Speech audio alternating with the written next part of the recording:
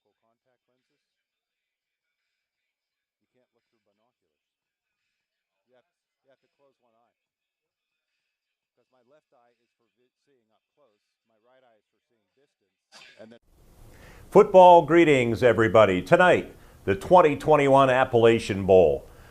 I'm Mark Burdick. Todd Marino will be along shortly with the call of tonight's game. I'll be joining Todd in the broadcast booth at Pat Corrigan Field as we get set for a battle of unbeaten teams in this Appalachian Bowl. They brought it back in 2016. Of course, last year wiped out due to the pandemic, so it's great to be back.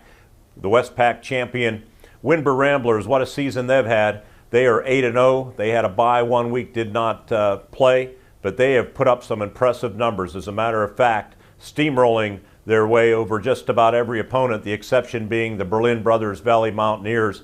They defeated them 20-6, although they were missing 2 or 3 key players. Other than that, they've scored 44 points on one occasion, and then the other 6 games, 56 or more, scoring over 60 on 4 different occasions. Their opponent, the Heritage Conference champions, what an inaugural season that they had in the conference, the Cambria Heights Highlanders. They come to Pat Corrigan Field tonight with a perfect 9-0 record. They rolled through their Heritage Conference schedule going 8-0, challenged perhaps in their season opener against Homer Center, and then just a couple of weeks ago against the River Valley Panthers, but they prevailed, and led by their outstanding fullback Ryan Halushka, they have been a north-south football team, very stout up front on both sides of the ball, so we're going to have an interesting matchup here tonight. On our pregame show, you're going to hear from both head coaches, Jared Lewis from the Cambria Heights Highlanders, Matt Grohall from the Windber Ramblers. They're both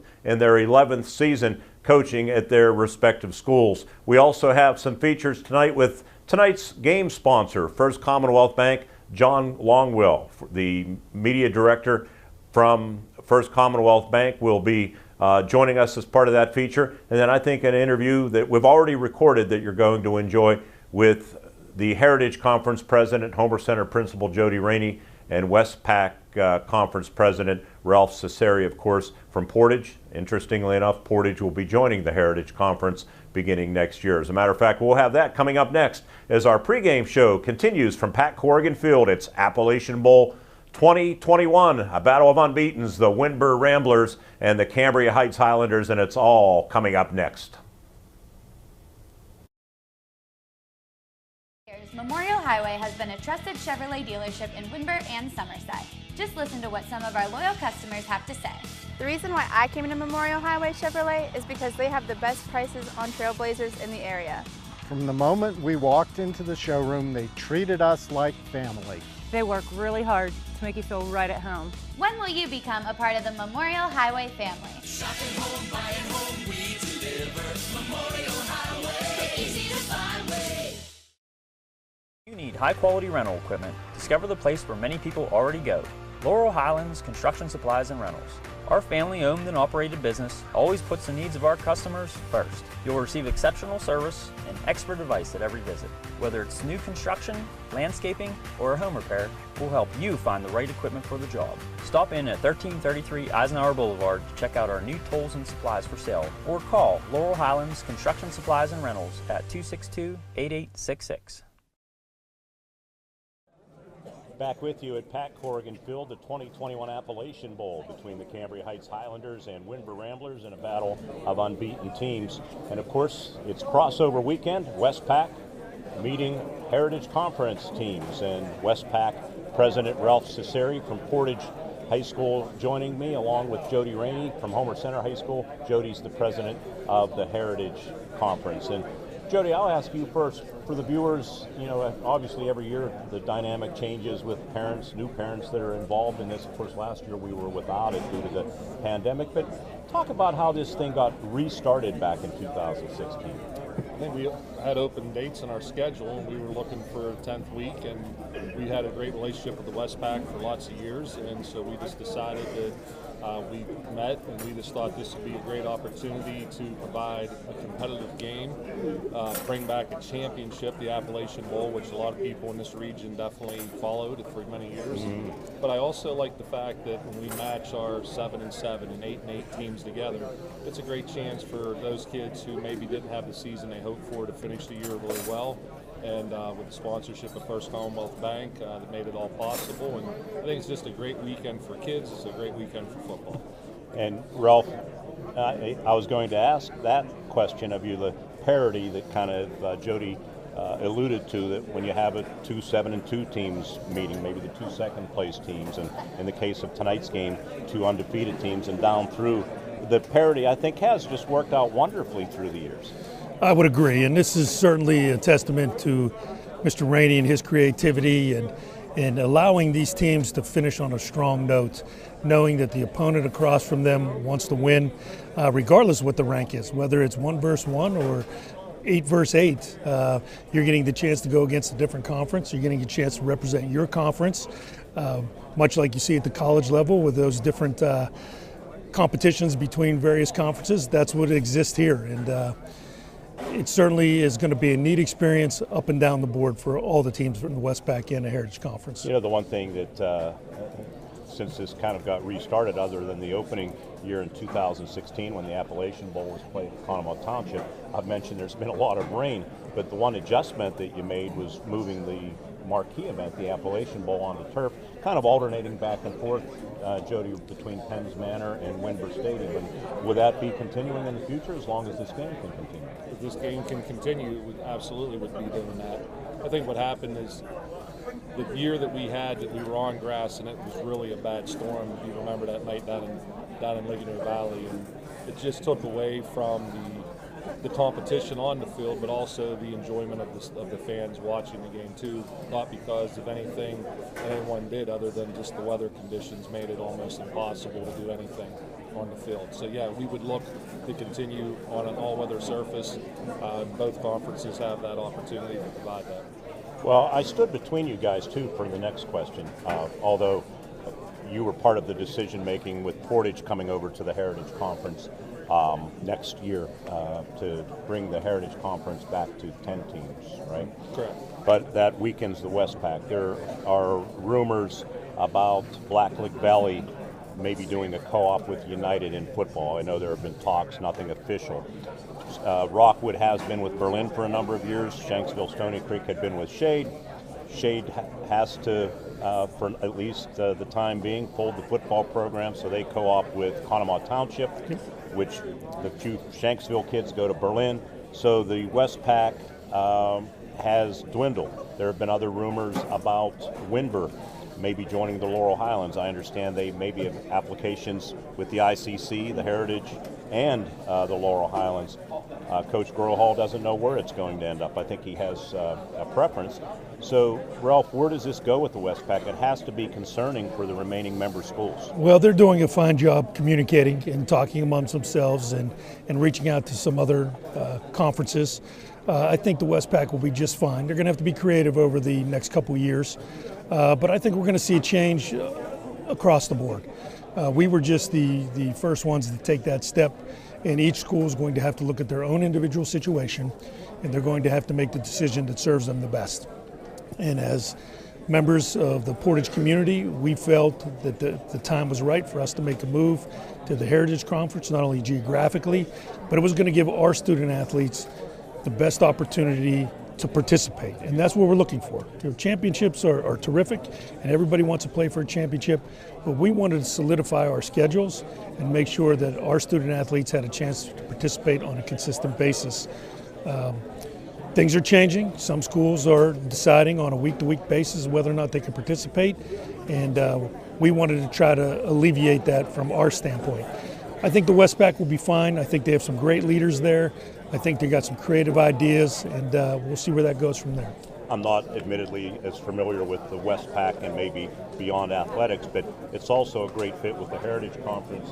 Jody, with some of the academic competitions, and I heard you on the radio earlier this week with Todd Marino talking about that. So you have to be excited. I think Portage is a wonderful fit with the other Class A schools. Yeah, we had conversations with Portage. That was one of the, I mean, I think athletics speak for itself for the most part, but the opportunities that all students to be inclusive of in the academics, with our robotics, those kids that have a more of a tech mind and hands-on, and then also how we recognize our kids in the arts. You know, not only in art class itself, band, choral, and other things. So the one thing I would think, and I don't want to speak for Ralph, but I would say was appealing was it's inclusive of all students and gives them much more opportunity for those kids that maybe aren't athletic to go out and represent their school, compete, and then also form networking with other like-minded kids across the region. It's no secret I've been in favor for a number of years of Class A schools being grouped in divisions, AA schools, etc., similar to the WPIAL. Has there been any discussion? Here we are at the Appalachian Bowl. You guys, like me, remember the Appalachian Conference. Has there been any discussion of a super conference and bringing everybody back together? Who wants to take that? Well, both Jody and I sit on the District 6 committee, and we have had those discussions in the past. Many schools, they want to be in control of their schedule. You know, they have their rivalries, whether it's a single A versus a double A. It's not something that where we would welcome the idea of possibly doing that. I just think there's so many moving parts to that decision that it just hasn't come to fruition. We certainly are single and double A heavy. And what would we do with our schools that are 3 and 4A that are competing against double A schools? Where would they go? What conferences would they play in? How would they play? So on a district level, there are some logistics there. But in these smaller schools, those are possibilities, but that comes with travel, that comes with expense, and those are some things schools just aren't quite ready to take on. Yeah, and I'm all about protecting those core rivalries that have been there throughout the many years. Jody, I'll close with this. Along the same lines, just because of what's been happening with the various co-ops, and Ralph, you could comment as well. Are you worried about the future of high school football with some of the shifting dynamics with teams that are just unable to field a team? Well, I can't say I'm not worried, but I do believe, like Ralph said, there's a lot of creative ideas out there. I think that what this game has provided, at least the Heritage and the Westpac schools, is that larger network, more ideas to pull from, and solutions going forward. So I don't have an immediate worry for it. Obviously, you know, we respect our partnership with the Westpac. As Ralph alluded to earlier, they have a lot of great ideas. We're certainly a willing partner to help them any way that we can moving forward. But I think, you know, high school football enrollments are declining, but at the end of the day, I think with good leadership and things of that nature, I think that we can pull through and we can figure this out together. I think the co-op has been a good thing. I think the PIAA co-op plan is enabling student athletes to still be a part of something. We've seen some strong co-ops here. I do anticipate we will see some more in the future. That's certainly going to affect scheduling. It's going to affect our playoff numbers. We get numbers from the state based on how many teams we have in each classification, so we may not get as many representatives at the state level. But in totality, I think school sports are strong. But without a doubt, as Jody has mentioned, we want to keep an eye on it. There's just so many things for kids to do nowadays that they can pick from, and there's only so many kids. Football's a big commitment. Ralph, Jody, thanks for doing this. This is wonderful. This Appalachian Bowl and bringing it back, I think, has brought a lot of excitement. I know the playoffs are maybe the big carrot out there, but this is a pretty big deal here tonight at Penn's Manor, and it's because of the leadership of both of you and others that have made it possible. Well, thanks, Mark, and help us get out the word and highlighting the kids. We really appreciate it. All right. Thanks to Ralph Cesari from Portage High School, president of the Westpac Conference, Jody Rainey, president of the Heritage Conference and principal at Homer Center High School. And our coverage from Pat Corrigan Field will continue The 2021 Appalachian Bowl, the Cambria Heights Highlanders and the Windber Ramblers in a battle of unbeatens here tonight. Coming back with more after this on the Renda Media Digital Network.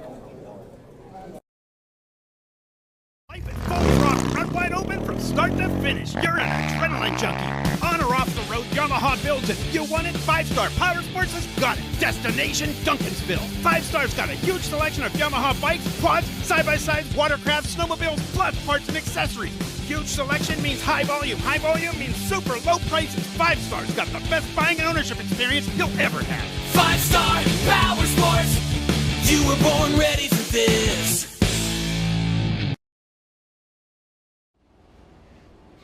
With Todd Marino, Mark Burdig rejoining you from Pack Corrigan Field as we get set for the 2021 Appalachian Bowl featuring the undefeated Cambria Heights Highlanders out of the Heritage Conference and this guy, Matt Grohall's Windber Ramblers. They come in with a record of 8-0. And Coach, first of all, thanks for doing this and congratulations on an outstanding season. Thank you, really appreciate it. Looking forward to playing the game here.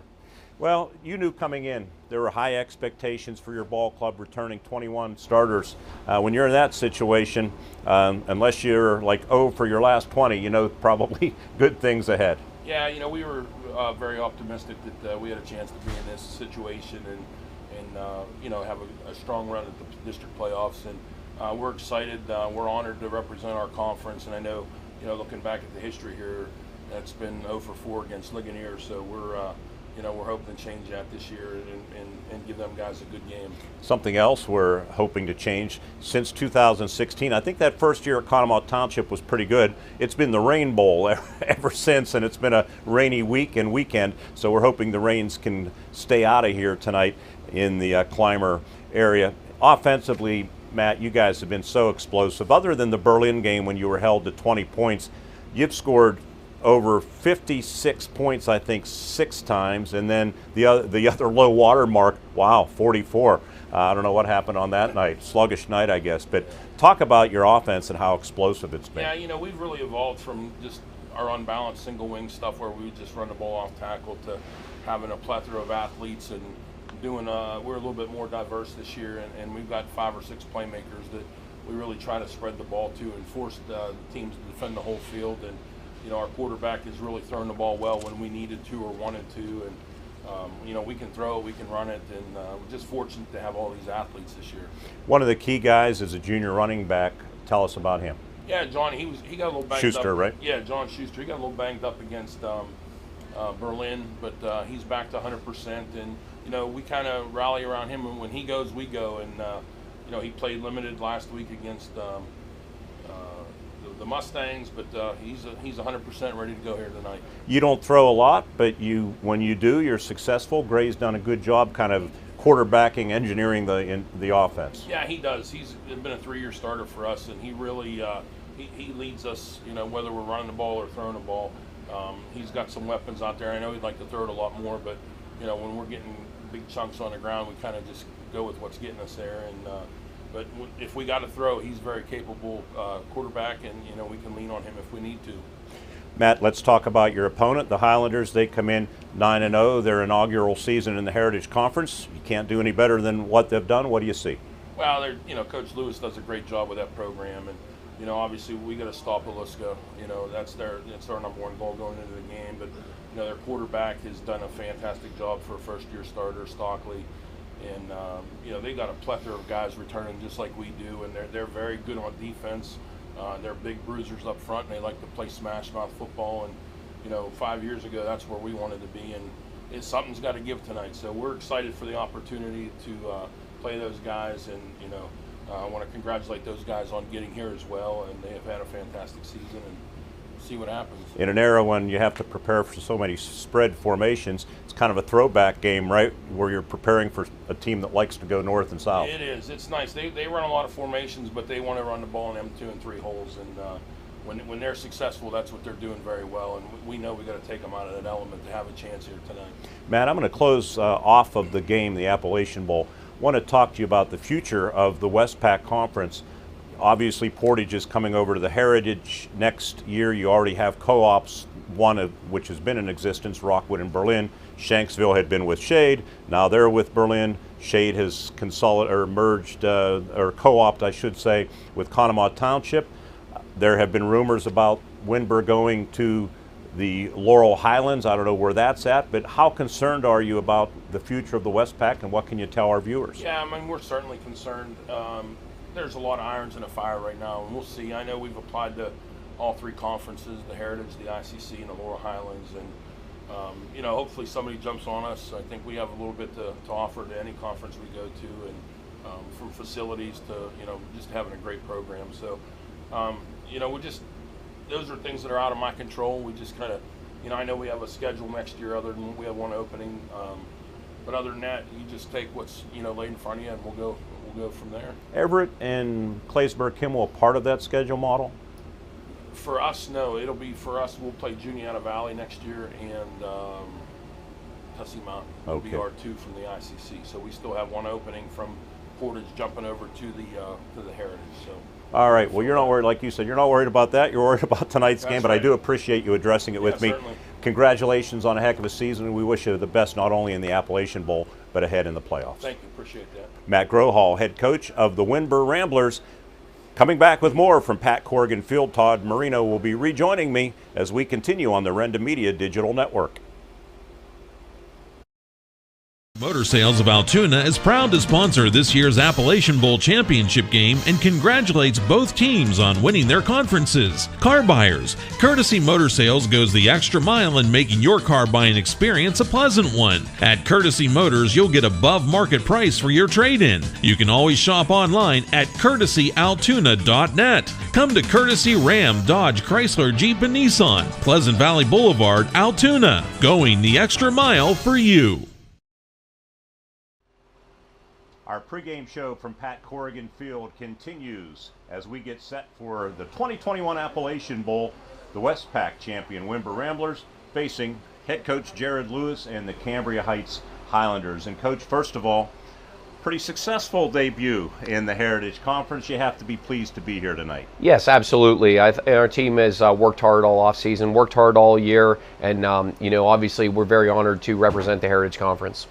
I want to take you back till just about this time last year when the district playoffs were getting underway. You had to go to Marion Center. If memory serves, something along the lines of 35-0. You walk away with a shutout victory, really a dominating performance. Everybody in the Cambria Heights community knew what was ahead for your program with coming into the Heritage Conference. Did that provide any kind of impetus for the success this year, do you think? I really don't think. I mean, I think every year is completely different. Last year we had a lot of seniors that we had to replace coming into this season, and you know, we did, like I said, the kids worked very hard. I think we had a nice run in the district playoffs last year, making it to the district title game, and I think that was a motivation for a lot of our season. And I think that you know, kids stepped up, and we were able to replace those seniors. So sometimes the season is won in the off season.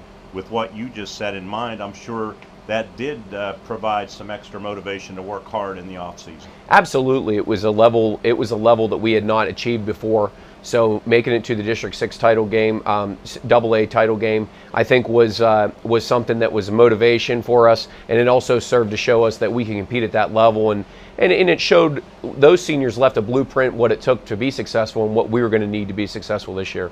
Well, Coach, preseason rankings are one thing, living up to those rankings are another. You were unable to be at Media Day at United High School back in August on a steamy day. It was probably a good day to miss.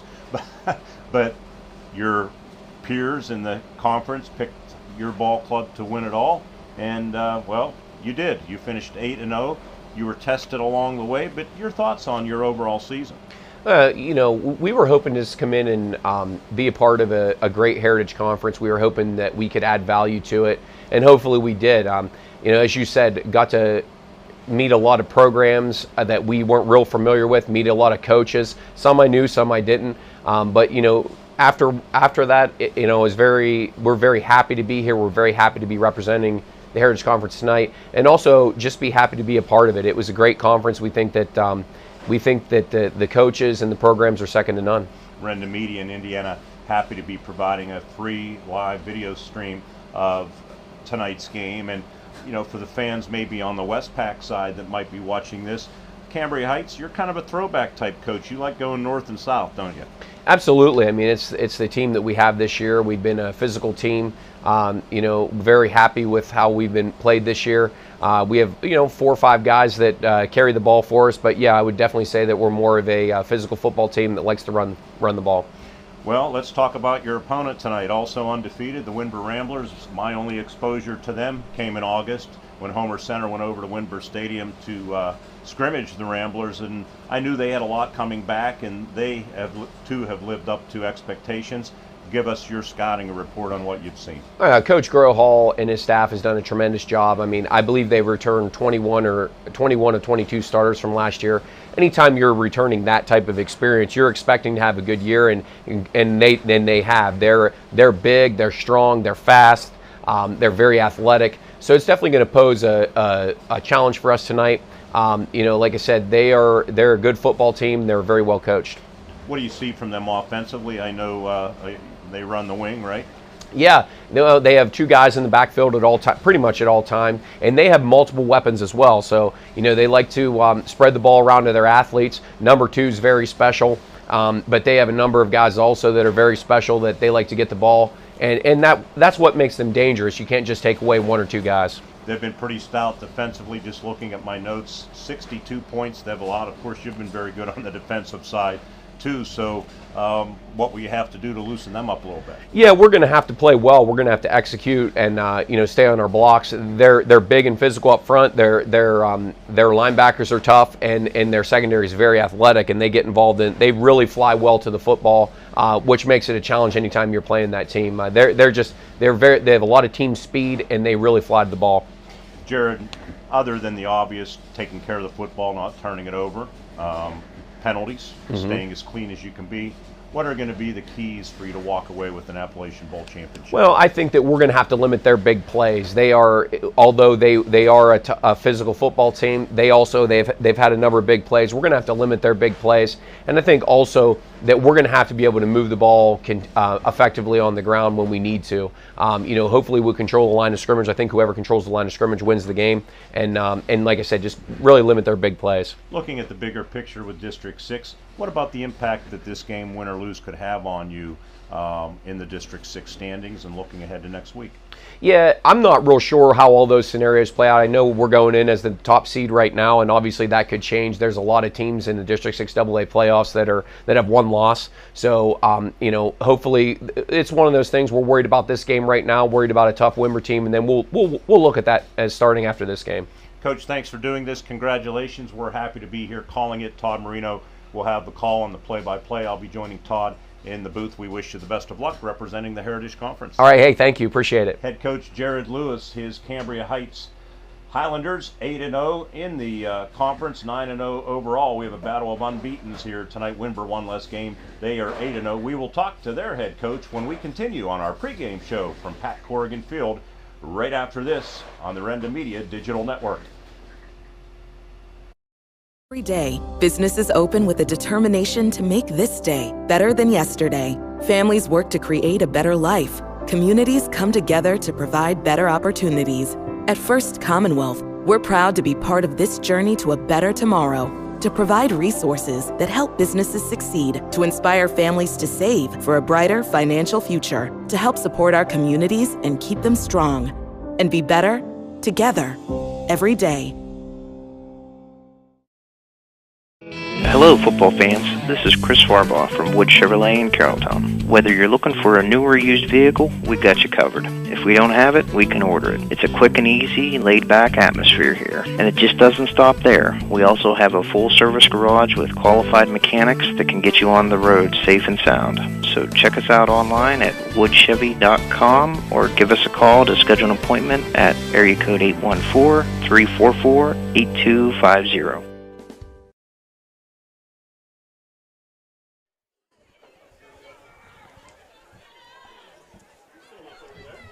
Our 2 football teams are here. Pat Corrigan Field, where tonight it is the Appalachian Bowl, featuring the Windber Ramblers and the Cambria Heights Highlanders. Both teams undefeated. One headed for the District 6 playoffs. one headed for the District 5 playoffs, but that's a week away. They have a game to play here tonight, and Mark Burdick, you've set it up here with the two coaches and everything else with this pregame. This is going to be fun, and one of the interesting things about it is the rain has really increased here, so that's a tradition of the Appalachian Bowl, isn't it? This is, I've been at every one of them, Todd, calling them on the radio. Good to be working with you. Since 2016, when they brought it back at Conemaugh Township, it did not rain that night, but ever since 2017, 18, 19, I mean heavy rains. And after 2017 at Ligonier Valley, where it was an absolute mud bowl, they decided to go neutral and find turf, and they've kind of alternated back and forth between Windber Stadium and here at Pat Corrigan Field. But rain it is once again. Here come the Highlanders. They're in their home uniforms, which are not the easiest to read in terms of their numbers, but we've gotten so used to them here in the Heritage Conference that we can actually tell by who's running the football just by the style of their body. Windber's numbers are going to be pretty easy to read, I would think, with those white but that's almost a throwback, isn't it? Those white uniforms with the dark numerals. Absolutely. You got to love that, especially on turf. There's not going to be mud tonight. Berlin last night, Berlin Brothers Valley at Homer Center, that's what they had on. Same uniforms, but they got muddy at Memorial Field. Todd, these Appalachian Bowls, of course, it's been dominated by Ligonier Valley since they brought it back. 4 straight championships, 2016 through 19. Pandemic, of course, wiped it away last year. But the 4 scores of those games in 2 shutout victories over Conemaugh Township and Berlin, and then Shade and Portage, 200-14. You, of course, saw Windber in the preseason, their scrimmage against Homer Center, and, of course, you saw it then in the first week of the season, the Wildcats playing against these Cambria Heights Highlanders. That was so long ago, and these are 2 entirely different football teams by now, but both were impressive early, and they have continued through the course of the year. Well, offensively, Windber, I was so impressed with them in the scrimmage against Homer Center, and they have really rolled it up this year in 8 games because they've only played 8. 431 points. They're averaging 54 points. They've scored over 60 4 times. They've scored in the 50s twice. 44 points one game. The low point, 20 against Berlin, although they were missing 3 starters. Yeah.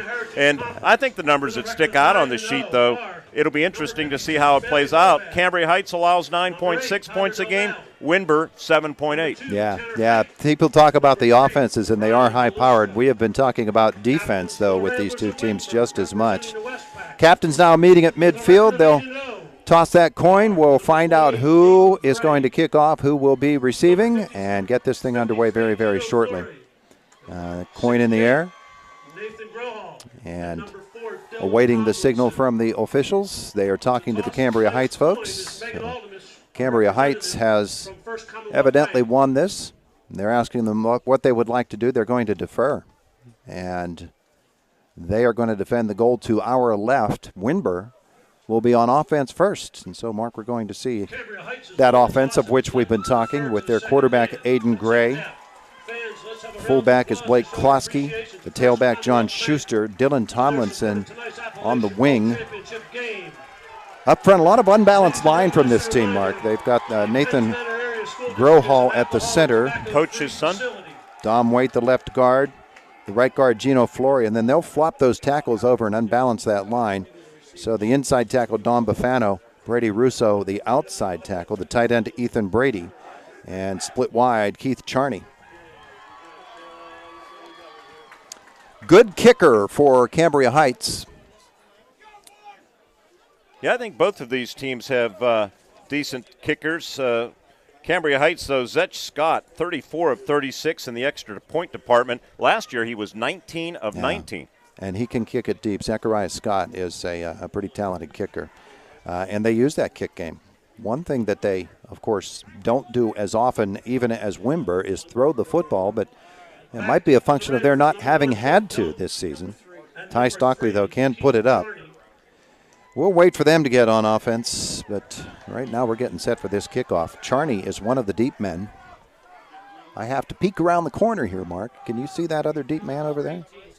1 and 3, Todd. So Nick Dom, and Keith Charney. Number 18, Charney to your left. Scott has the ball on the tee. We're just about ready to roll. The approach. The ball is kicked on the ground, picked up at the 24-yard line out to the 30, the 35-yard line, and brought down at about the 37-yard line on the return. Dylan Tomlinson, and we'll see him in the backfield. Tanner Heights on the stop. Stop made by number 2, Tanner Height. Ramblers will set up 1st and 10 on the 37. So from their 37-yard line, going to try to run this computer stat program tonight, Todd. See how that goes. Good luck on that. Gray is your quarterback. He's got twin backs behind him, and on first down, he'll crouch down to take this snap. Again, it's actually a direct snap, and off to the right side, across the 40, the 45, the 50-yard line, down the sideline to the 40, the 30. Is he going to take it all the way on the first play of the game? Tackled near the end zone, but he gets it in. The touchdown run by John Schuster on the first play from scrimmage. I'd say they're explosive, right? Yeah, a little bit. 63 yards for Schuster. And just like that, Windber is on top. I just want to let you know, Todd, I'm on top of my game. One play drive, it took 12 seconds. Yeah. Well, that was rather stellar offensively. What a great seal on that other side. The extra point attempt coming from Jordan Wright. Gino Flory, the long snapper. Holder is the quarterback, Gray. And the kick is blocked. Highlanders come back, but 6-0. Windber jumps on top. The block by Bailey Horvath of the Cambria Heights Highlanders. And it is 6-0 Windber. You're watching Appalachian Bowl football on Renda Digital TV.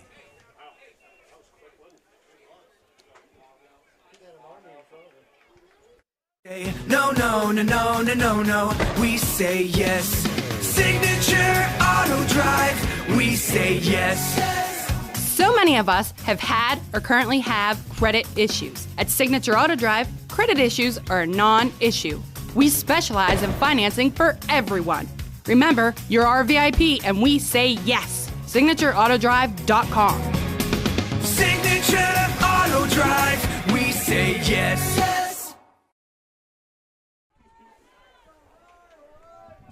No, actually. Every day, businesses open with a determination to make this day better than yesterday. Families work to create a better life. Communities come together to provide better opportunities. At First Commonwealth, we're proud to be part of this journey to a better tomorrow, to provide resources that help businesses succeed, to inspire families to save for a brighter financial future, to help support our communities and keep them strong, and be better together every day. 6-0 Windber after just one play from scrimmage as Dominic Waite tees it up for the Ramblers in this Appalachian Bowl. Straight on kicker like Fred Cox. It's fielded at the 15-yard line and out to the 20, the 25-yard line, and brought down at the 29. That's Tanner Tribus. Zach Barkley on the tackle for Windber. On the 29-yard line. So our first look at the Cambria Heights offense at their 29-yard line. And you'll see a lot of Ryan Haluska. You'll see Ty Stockley keep this football a lot as well. 11:35 left to go in this opening quarter, the first offensive possession for the Cambria Heights offense. Stockley, your quarterback. Haluska is your fullback, and Height is going to come off the wing, and they'll run that same play over and over and over again until you can stop him. Stockley on first down. He'll turn. He'll give it to Ryan Haluska, and he's going to get about 2. Stop made by Gino Flory, the senior. Gino Flory. Short gain. So Haluska with about 3 on that. Second down and 7 to go. No huddles. They'll get to the line of scrimmage, get the call from the sideline, check their wristbands. Rain still falling lightly. 5-man front for Windber. Basically a 5-3. Twin backs now behind Stockley, the quarterback, and he's going to keep it himself and look for the corner. He cut it up, and Windber is right there on that stop again. Gino Flory, who came over and Runner is ruled down. put a licking on Stockley. He's out to the 34-yard line, where it's going to be 3rd down and 5, a 2-yard gain there for Stockley. Back-to-back tackles for Fiore.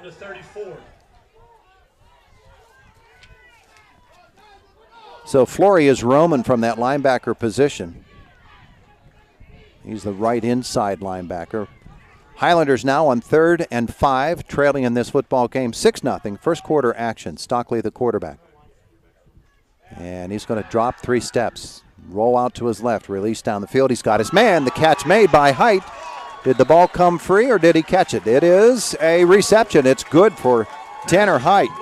Keith Charney put a licking on him, but the first down. First and 10. Who caught that ball? Tanner Height, number 2. Out to the 45-yard line. That's an 11-yard gain. First and 10 for the Highlanders. Ramblers defense, as I mentioned, allows only 7.8 points a game. Stockley sets up under center. Again, twin backs. Tribus will come in motion. And Stockley is going to give it to Height around the side. And again, Flory is there. The gain is going to be about 2. Make it a 2nd down and 8 to go. They might give him 3. They did. 2nd and 7 on the 43. Give you the offensive line for the Highlanders. Zane Miller is your center. The guards, Bailey Horvath and Brad Green. Gavin McConnell, Braylon Ridbaum at the tackles. Joe Snedden, the tight end. Stockley's passing numbers, he's only thrown 43 times, completed 8 for 42%, 368 yards passing, but that was a big conversion to keep the drive alive. A little bit of motion, and the handoff is to Haluska. He'll get it to the 50, 3rd and 5 coming up, the 2-yard gain. Brady Russo on the stop for Windber. Short gain. And this is what the Highlanders like to do, just churn it out between the tackles. 3rd down and 5 now, though, as they will get Tyler Della Valle onto the field. Split him wide one side. Tanner Tribus to the right. Yeah, 25, or actually 14 receptions leads the team for Tribus. 277 yards, 3 touchdowns. We've seen him throw the football as well this season. Now the handoff is to Height. Height looks for some room. Wimber's going to shut him down. Coming up to make that stop, number 2, John Schuster. Also, Blake Klosky really blew up that play, one of the outside linebackers. So Height is going to come up about 2.5 yards short. On the 48. Football down to the 47-yard line of the Windber Ramblers, and it looks like Jared Lewis is going to go for this. 4th down call, a little over 2 yards to go for the first down. First quarter action, 7:24 to go, 6-0 Ramblers. Here comes the 4th down play. Stockley maybe trying to hard count here, Todd. That's exactly what he's doing. And Jared Lewis then will call timeout, and they'll set up in punt formation. Mark, we've got just a little bit of time here. 6-0 Windber, the timeout called by the Cambria Heights Highlanders. You are watching Appalachian Bowl football on Renda Digital TV. Martin General Stores are pleased to sponsor this year's Appalachian Bowl Championship game, and best wishes to both teams. There are many good reasons why you should shop at your local Martin General Store. Monthly specials on a variety of hot and cold sandwiches, wraps, pizza, and deli items with your Martin Gold Star Rewards card. And you can also save 3 cents per gallon on gas every day with your Martin Gold Star Rewards card. These are just a few good reasons why you should be shopping at your local Martin General Store. We're back at Pat Corrigan Field at Penn's Manor High School. It is the Appalachian Bowl, the champions of the Heritage Conference Cambria Heights, the champions of the Westpac Windber. The Ramblers lead it 6-0, and still going for it, Todd. Highlanders did call the timeout, presumably to set up the punt, but now they are up to the line of scrimmage. We'll see if they bust out of that. Rain continues to fall here at Penn's Manor. They're at least forcing the Ramblers to come up here.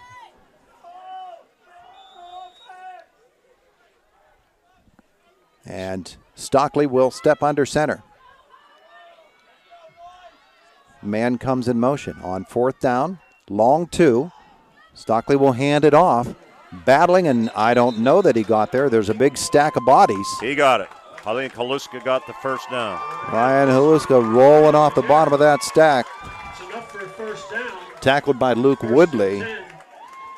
But he got just enough, and the drive remains alive for the Highlanders. It is enough for a first down. 1st and 10. 8th play of this possession coming up now to the 45-yard line of the Ramblers. It's kind of what we expected, right? Grind it out, football, and I think for Cambria Heights to stay in the game against a explosive offense, this is what the Highlanders need to do. Chew up the clock, chew up the yardage. Stockley is back to pass, and he's going to go long, and that is going to go nowhere. Receiver cut off the pattern as he was tangled up with the secondary man, so incomplete. It'll be 2nd and 10. Like I said, they're going to keep it on the ground. Intended for number 6. Well, that's what they were thinking Windber might be thinking there, too. Off the field comes Tribbitt, actually number 9. Delavelli. Zachary, or Delavelli is in. 2nd down. Trips to the near side, to the wide side of the field, toward the Highlanders bench. 2nd down and 10. Stockley by himself in the backfield. The motion man is Height. Stockley will fake it to him, keep it himself, and he's trapped in the backfield. Is he going to get out of there? He does, and he ended up with a yard before he's stopped by John Schuster. 3rd and 9 coming up, and he had to do some work just to get that. Gain of 1, 3rd down. To the 44-yard line of the Ramblers. 6-0 Windber with the lead. 6:15 left in this opening quarter. Completed a big pass earlier on this first possession. Let's see if Stockley can come up big again. Delavelli wide right. Everybody else tucked in. Man coverage here near side. He is under the center. 3rd down, 9, and he's back to pass straight back. Here comes the rush, and he releases last second, and he's got a man. And Tanner Height trying to get free down to the 40-yard line. It'll be 4th and 5. Nick Dahm on that stop. Stockley took the hit there, and they'll have another 4th down call coming up. He picked up 5. 4th down and 4 on the way. Now from the 39-yard line of the Windber Ramblers. And that clock will continue to roll. They got the football with 11:38 left in this first quarter. It's now down to 5:14. Another 4th down call. They need 4. Stockley steps under center. Oh, and the Highlanders jump. Flag on the play. So that'll be 5. March it back and see what this does to Cambria Heights. If they want to go for this on 4th and 9, or do they want to pooch it down toward the corner? That's a freshman mistake. Little bigger stage tonight for Braylon Ridbaum, and he just jumped the count, and looks like they're still going to go for it here. Well, maybe they're figuring it'll be as good as a punt if they can get it down the field. Stockley calls out the play. Haluska is the single back, and he might have to stay back there as protection as much as anything else. On 4th down, Twins right. Stockley takes this snap. They need 9 for the first down. He's going to lift it long, and it will be intercepted at the 20-yard line. Dylan Tomlinson with the pick. That's about as good as a punt there for Cambria Heights. Should have a media timeout here, so we will take 1-2 on our Renda Digital Media Network here with Windber. 1 play, 1 score on the first play of the game. It's 6-0 Windber. We'll come back with a second Windber possession right after this on Renda Digital TV. You need high-quality rental equipment. Discover the place where many people already go. Laurel Highlands Construction Supplies and Rentals. Our family-owned and operated business always puts the needs of our customers first. You'll receive exceptional service and expert advice at every visit. Whether it's new construction, landscaping, or a home repair, we'll help you find the right equipment for the job. Stop in at 1333 Eisenhower Boulevard to check out our new tools and supplies for sale, or call Laurel Highlands Construction Supplies and Rentals at 262-8866. Wessel & Company, a regional CPA firm, is committed to providing the highest quality service. Wessel & Company's goal is to enhance their clients' profitability by honoring their promises. Services include auditing and assurance, tax preparation, fraud investigations, and customized accounting solutions. As a BDO Alliance USA member, Wessel & Company provides the best of both worlds, a strong regional presence with national firm-level technical resources. Wessel & Company, online at wesselcpa.com.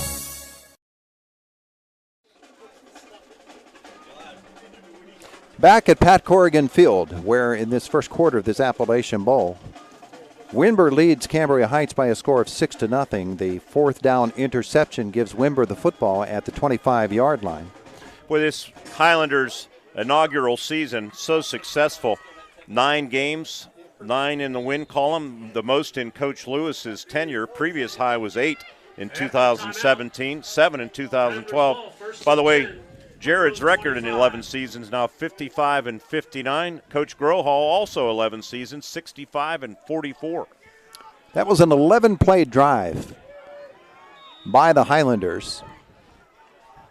Only a 1-play drive necessary for Windber to take this 6-0 lead. And here it is on first down. And the snap and rolling right, looking for room once more. Flag. Flag flies, and breaking a couple of tackles is John Schuster. Tanner Height on the stop. Number 2 stops number 2. We'll look at the flag next. And that's a personal foul against Cambria Heights. Personal foul. Usually when it's in that area, it's a hold, but blindside block, Dan Fletcher saying, Todd. We had to look it up last night when it happened in the Penn's Manor game, so now we know that's what that signal is. Chris, who made that tackle? That was Height. Height. So the bad block is going to cost them about half the distance, one would think, from the 25, which would put it at about the 12.5-yard line, which is exactly where it goes. It's a 12.5-yard line because it was a half the distance penalty. First and 22 on the 18. And on first down, Ramblers will come back right again, and Schuster, he'll get chopped down. Trying to run inside as Ryan Haluska makes the stop from the linebacker position. We've not seen anybody run it all that successfully up the middle against Cambria Heights, and that was a little bit of a struggle there. Football to the 18-yard line, so he got about 5 there. Second and 17. And the Ramblers once more. Far end of the field.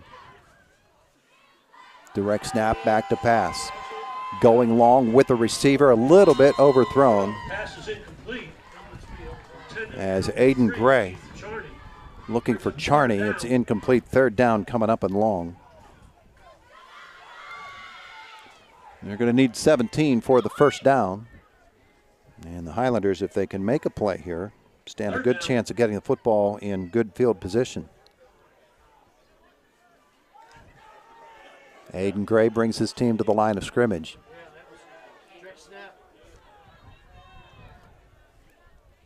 And he will take the snap, hand it off. And he is going nowhere. That's Tomlinson. And Tomlinson is stopped by Snedden, and there he is, Joe Snedden. Ty Stockley in on that stop as well. Fourth down coming up. Talk about good defense. They brought it. No gain on that play. And it's usually Height who is back there to receive the punt. Fourth down. And they'll shift. It is him. The punt will come, and it's blocked. Highlanders were on it. They'll fall on the football at the 19-yard line. Getting through, making the block was Bailey Horvath. And falling on it, big Zane Miller. The 260-pounder. Horvath's block. Who was the punter? 33. I'm running 73. the stats here. Dominic in case Waite. People were wondering. 73. Okay. Horvath on that block, and the Highlanders up to the line of scrimmage with 2:48 to go. They have the football at the 18-yard line. And so on first down, a big opportunity here, and Haluska will get the carry, and he's going to take some fellows with him. Got a couple. Stop made by number 3, Keith Charney. Charney on the tackle. Gain Trailing. about 4 yards on that, down to the 16-yard line. Second down coming up. So the line of scrimmage, the original line of scrimmage, according to the stick on the far side, is the 19. I had him on the 18. So second down, long 6. Stockley is under center once more, and he's going to follow Haluska into that hole, but Windber is there to shut it down again very, very quickly. Stockley's only going to get about a yard there. Stop to the ball carrier. Stop made by number Schuster on that tackle, also Brady Russo. Short game. Third down coming up, and long 5. 3rd and 5 on the 15. From the 15-yard line, it is 1:38 left in this first quarter. Highlanders trying to convert a turnover into points. They trail it 6-0. Might be a good little play action time, but they are a ground team. It's 4-down territory.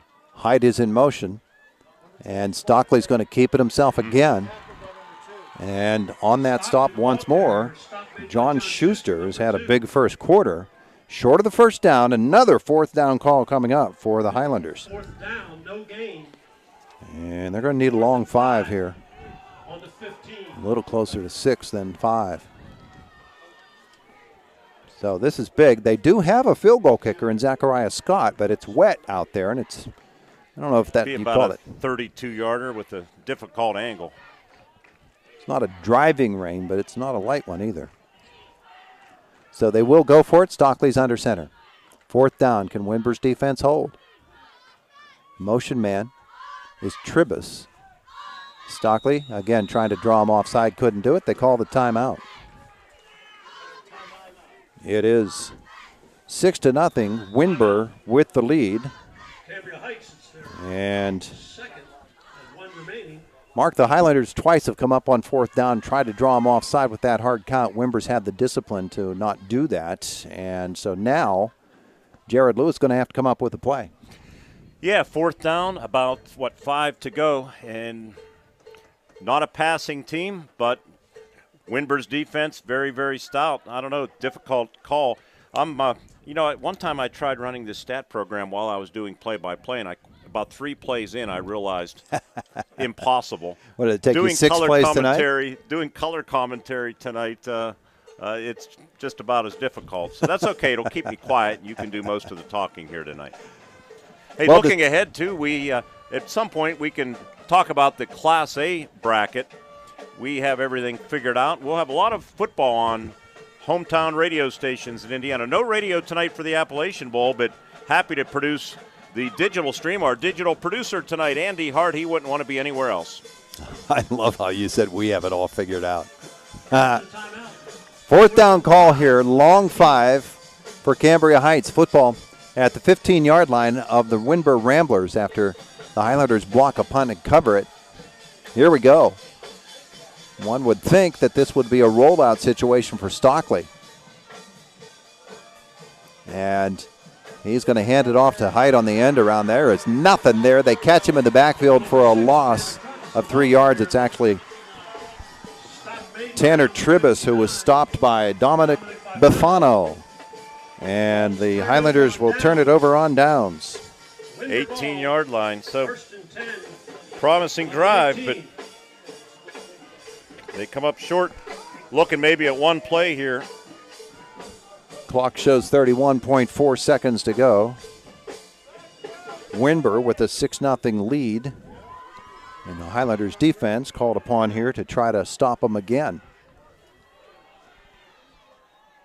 On first down, Ramblers going to hand it off all around the right side and then cutting back, but back there really, really quickly is Bailey Horvath as he brings down Dylan Tomlinson. No gain, I don't think. No gain at all. 2nd and 10.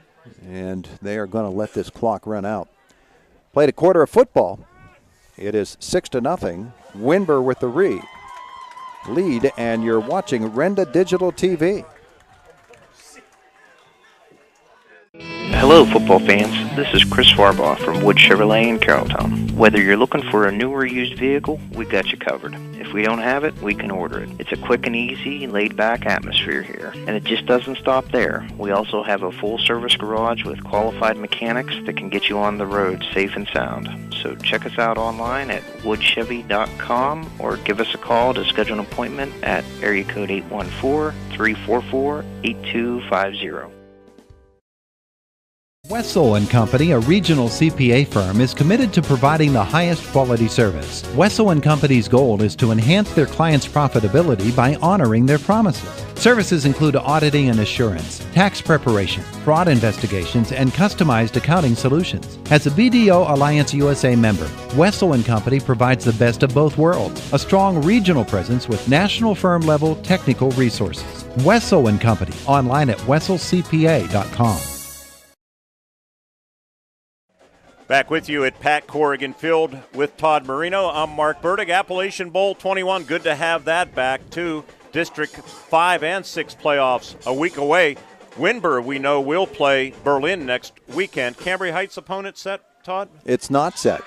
They, with a win tonight, would be the number 1 seed in AA. First quarter stats, by the way. Total yards, 68 for Windber, 30 for Cambria Heights. Time of possession, 9:36. For Heights. How about that? Just a minute 53 for the Highlanders, or for the Ramblers. It's their ball. And on 2nd down and 10, they're going to get stopped that backfield again. So the Highlanders made the adjustment after that outside run for the touchdown on the first play from scrimmage. They basically have shut him down. Bailey Horvath is having a big first half as he stops the ball carrier there. And so a loss of a yard there for the Ramblers. 2nd down coming up, or 3rd down actually. 3rd down and 11.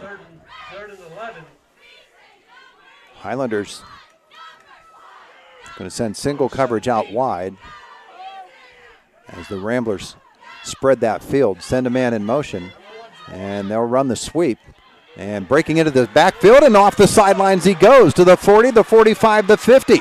To the 40-yard line, he's going to take it all the way. The touchdown by Nick Daum.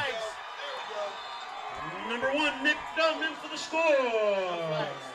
Daum with a carry of 82 yards. And just like that, they strike again.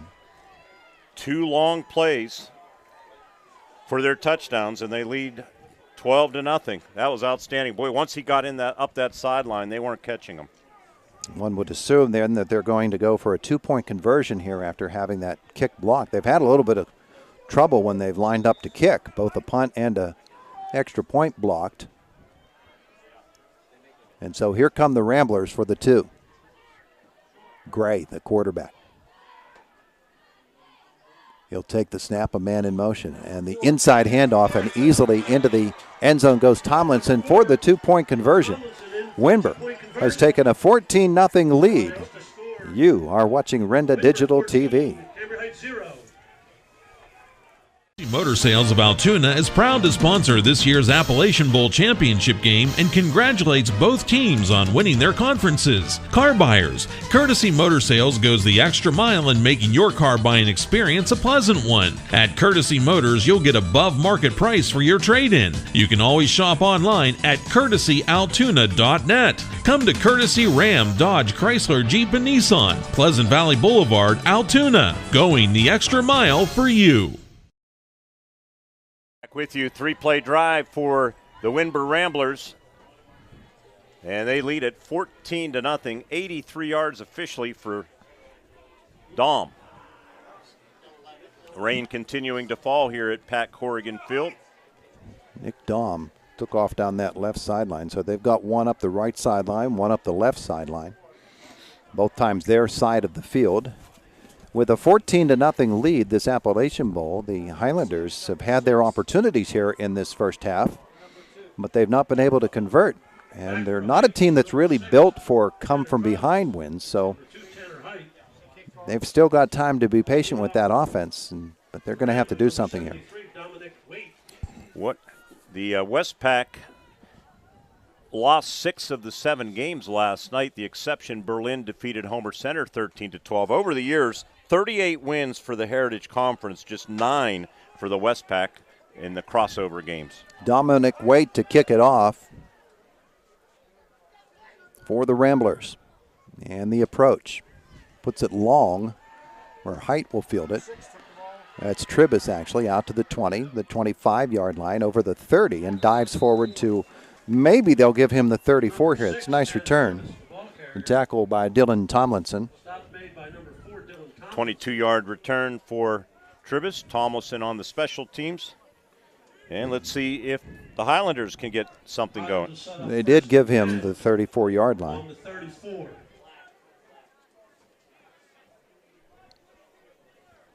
10:57 left in the first half. Highlanders football as they trail this football game 14-0. 9 guys in the box. And the snap, and Stockley's going to spin it around 360 and try to come back the other way. And oh boy, there's extra stuff going on there. Stockley will be stopped by Ethan Brady. And he's across the 35 to the 37-yard line. So he's going to get himself 3 there. Got 2 yards, be 2nd and 8. Gino Flory trying to pry that football away from Ty Stockley. That wasn't happening. I think on the season, Cambria Heights has only lost 2 fumbles. They've only fumbled it 5 times. It is 2nd down. 7 to go for the Highlanders. Out of the gun now for Stockley, and he's back to pass. He will release. He's got his man for the first down. Out to the 47-yard line. It's a pickup of 10. Blake Klosky will make the stop on Tanner Height. Up to the 48-yard line, 12-yard completion. Caught that on that sideline and then battled for an extra couple. 1st and 10. For the Cambria Heights Highlanders, clock will roll at 9:55 of this second quarter, trailing the game 14-0. Ty Stockley will empty his backfield. Send a man in motion now, and that's Tribus, and he's going to get the carry and look for the edge. He gets to the 50, to the 48-yard line before the defense shuts him down. Keith Charney over there again. Charney's a rangy guy. He's a 6'3", 190-pound safety. And so Tribus is able to get it. They're going to pull that back to the 49-yard line. So it's a gain of 3. 2nd down and 7 to go. Into Ramblers territory again. Stockley again operating out of the gun. Haluska is lined up to his right. He's got triple receivers right as well. And Tribus will come in motion. He'll get the inside handoff. He wants to throw the football. Now he gets outside and tucks. He does a little hop skip to the 45. That caused the defender to slow just a little bit. He dives forward, gets the first down.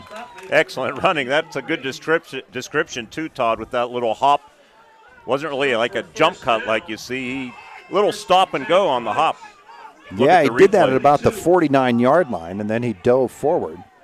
Ethan Brady in there on that stop.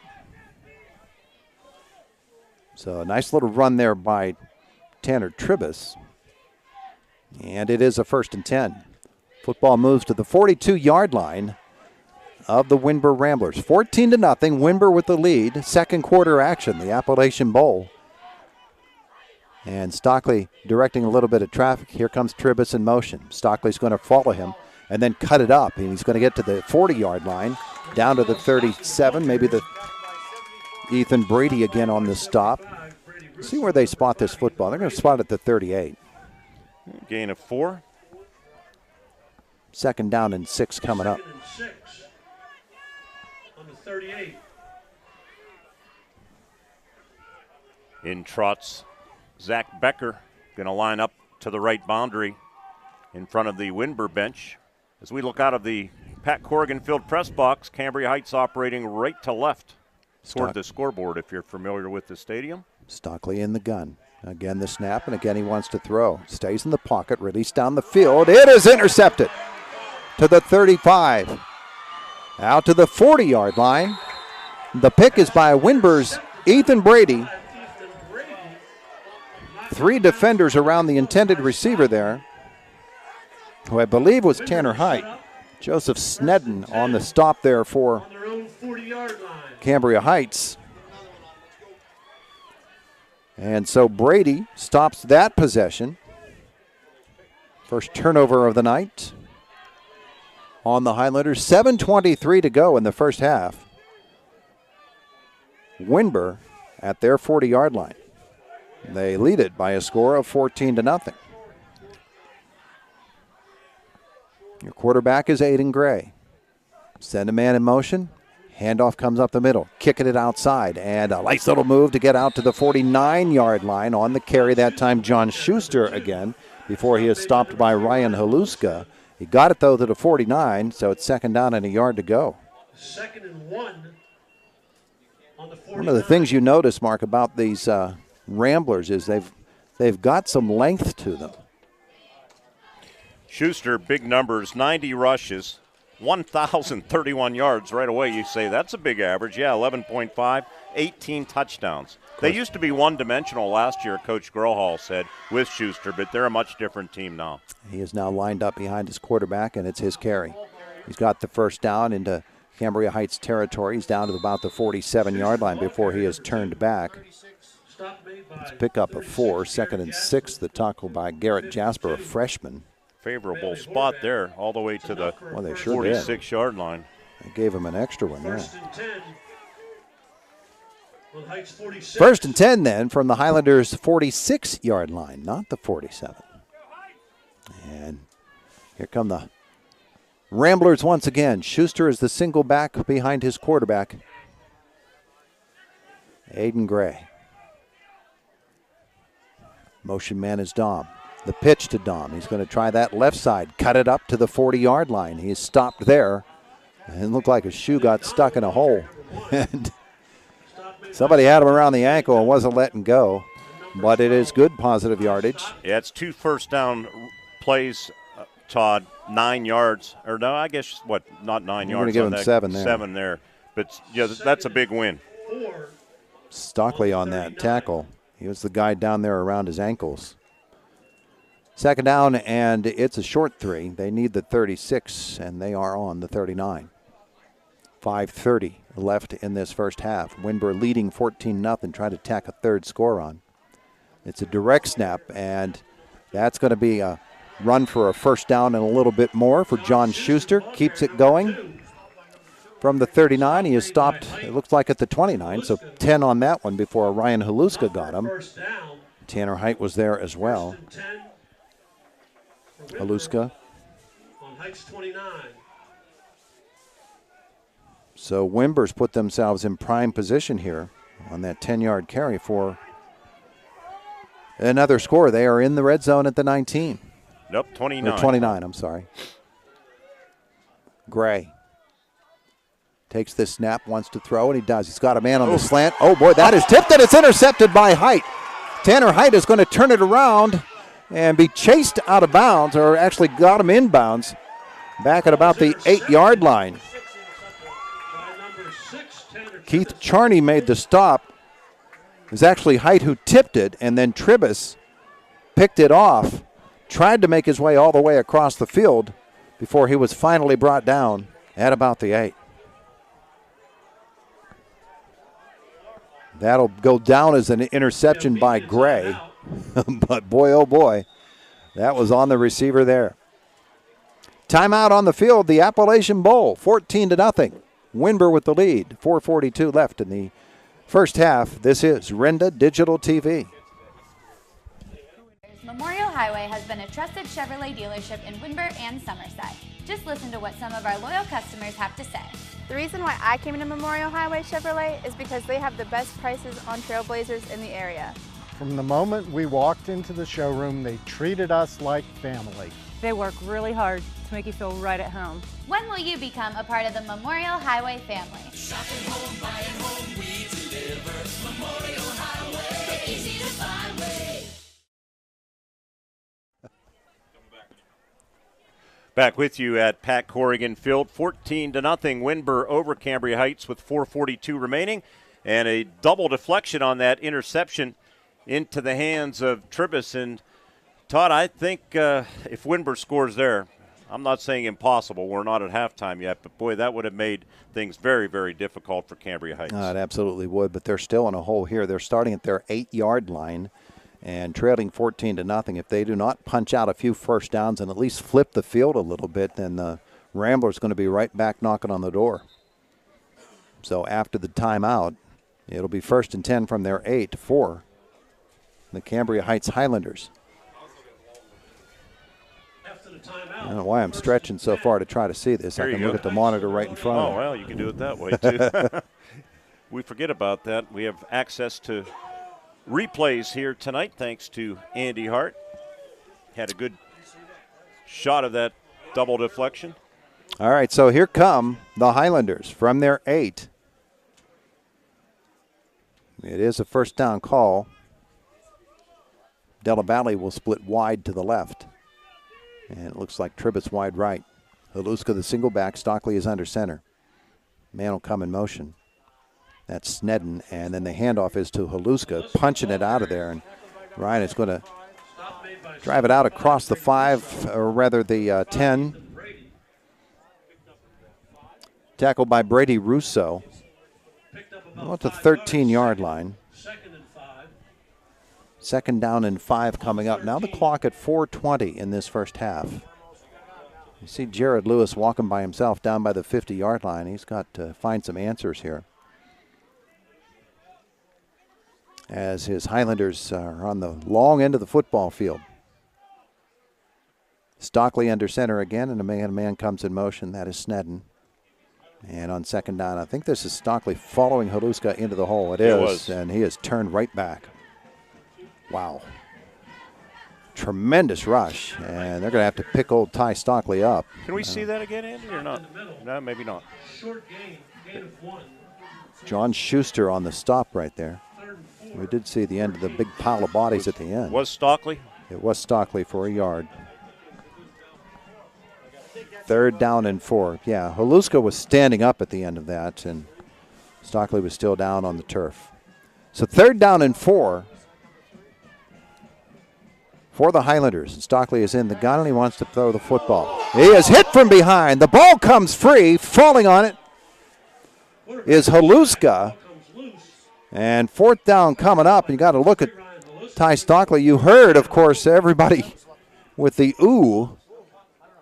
Coming through to get that sack was John Schuster. Whew. Wow.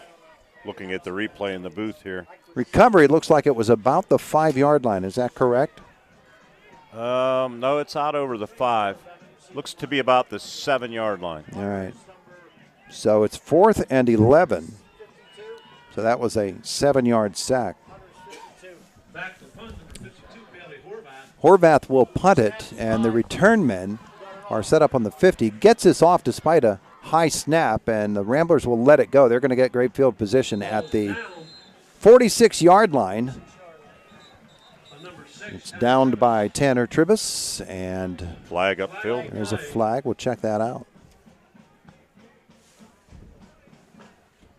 I don't know that they roughed, but don't have access to replay here. It is a personal foul against Windber. Did it come after the punt? That's the question. As the referee is going to make his way over toward the sideline and talk to Jared Lewis. And the personal foul. Oh, he signaled it. He reversed the signal and said it was against Cambria Heights. He signaled initially against Windber. Now he says the Highlanders. And if they march it from the end of this kick, they'll take it from the 46 down to about the 31. Referee on the far side at the 44-yard. Oh, I see, near side, 46, you're right. So they signaled initially that it was a personal foul on Windber. Then they signaled against Cambria Heights, and they are discussing what direction they want to go. Got the nice drive football out there. A little bit more discussion. 15 yards would put it down to the 31. They have not walked it off yet, but they're pointed in that direction. And so the 15-yard penalty on the Highlanders. We said a couple of moments ago, Mark, that there was a good chance that if they didn't do something with the football in this possession, that the Windber would be back knocking on the door, and they are. After the kick, 15-yard penalty. So to the 31-yard line, Windber will start. 31-yard line. Just 31 yards away from taking a 3-score lead. 2:26 left in the first half. Ramblers to the line of scrimmage. Gray, the quarterback. He's got Schuster to his left.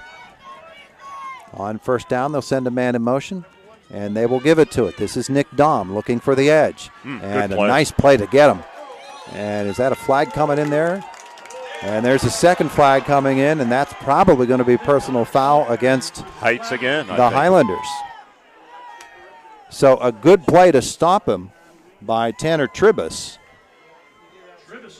But now a flag comes after the play. So Dahm with no gain. Personal foul, Highlanders, because it's from the 31-yard line. This will be a full 15 yards.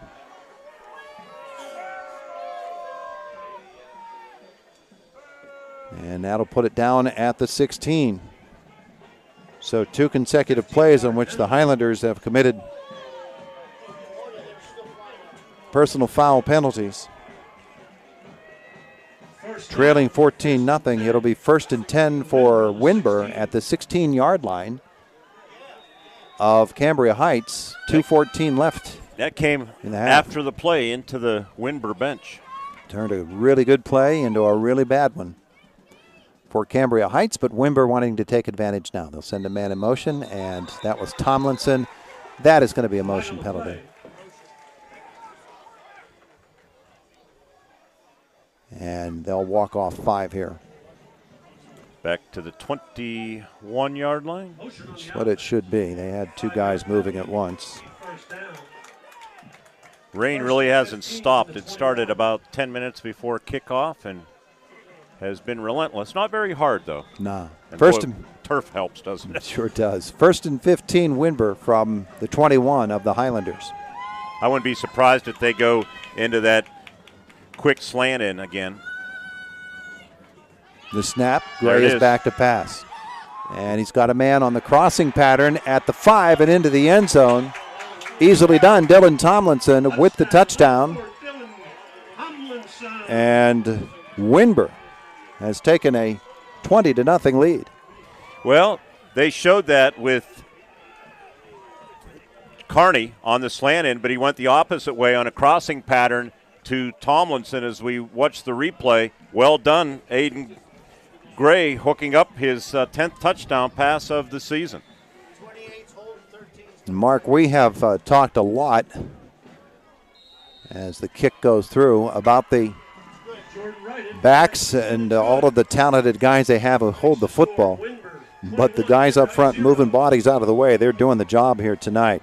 21-0 as the kick is good. Windber with the lead. The Appalachian Bowl on Renda Digital TV. No, no, no, no, no, no, no. We say yes. Signature Auto Drive. We say yes. So many of us have had or currently have credit issues. At Signature Auto Drive, credit issues are a non-issue. We specialize in financing for everyone. Remember, you're our VIP and we say yes. SignatureAutoDrive.com. Signature Auto Drive. We say yes. Every day, businesses open with a determination to make this day better than yesterday. Families work to create a better life. Communities come together to provide better opportunities. At First Commonwealth, we're proud to be part of this journey to a better tomorrow, to provide resources that help businesses succeed, to inspire families to save for a brighter financial future, to help support our communities and keep them strong. and be better together every day. Crossover weekend brought to you by First Commonwealth Bank. Just saw their commercial. And coming up at halftime, their media director, John Longwell. We have a special feature with him that we recorded at the luncheon at Richland Township Fire Hall Wednesday. That's a nice affair. It really is. And it's so good to get those two conferences together. It's a lot of storytelling going on in the back of the room. Here's the kickoff. It'll be fielded back at the 10-yard line by Tanner Height. He's out to the 20, the 25-yard line, brought down close to the 29. He is stopped by Jake Hostetler and by Nick Dahm. You know what? Windber has a big enough roster that they could take some of their primary ball carriers off the field on special teams. They do not do that. Those fellas are right up there. Highlanders football, they mark it at the 30.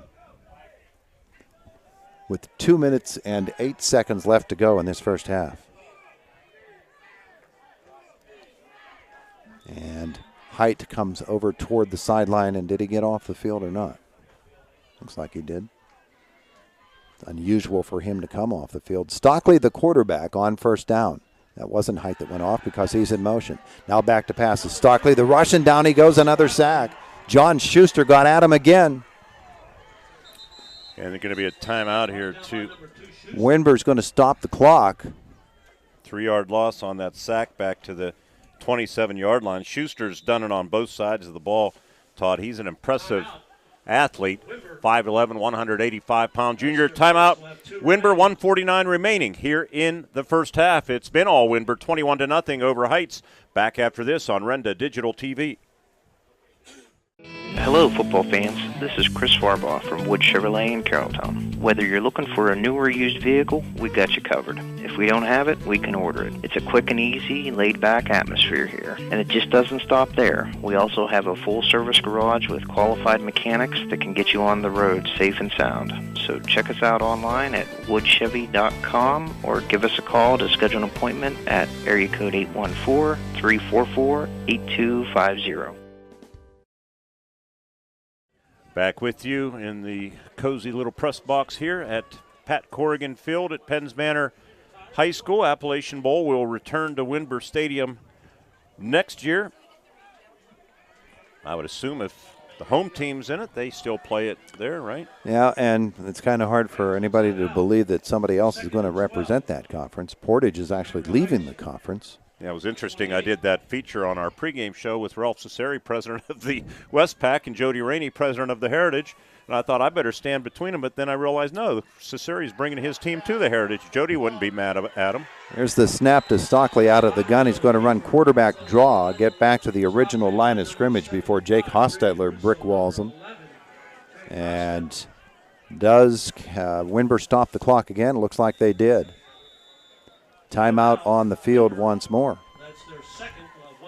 Taken by the Ramblers. They lead it 21-0.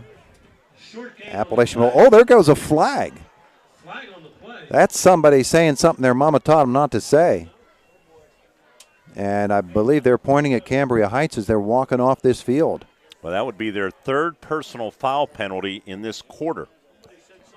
That will be a unsportsmanlike, one would think, here. Looking ahead while they sort this out on the Class A bracket next weekend, here's what we think will be announced tomorrow. Games Friday. West Branch will travel to West Shamokin, and Purchase Line will host Moshannon Valley. Now, Coach's Corner this morning, field's in terrible shape at Purchase Line. Will they be able to get it back in shape, or will they come here? Matt Felisic talking about that possibility, and not an official conversation going on there, but just speculating that if his field does not dry out this week, then there's going to be something that has to be done. They now finally signal unsportsmanlike conduct. Jared Lewis is out getting an explanation. It is against the Highlanders, so that will march it back from the 30 to the 15-yard line. Came well after the play, after the timeout was called. It'll make it 3rd and 25, and it really does play into the hands of the Windber Ramblers. They are stopping the clock to try to get advantage of this field position, and they're going to get even better field position now. One play and then a punt. The game's next Saturday. The host school for this event, Penn's Manor, will travel to Glendale, and Claysburg-Kimmel Saturday afternoon football at Conemaugh Valley. 4 teams will receive a bye in Class A. Juniata Valley, number 1 seed, Homer Center, number 2, number 3, Guilfoyle, and number 4, Portage.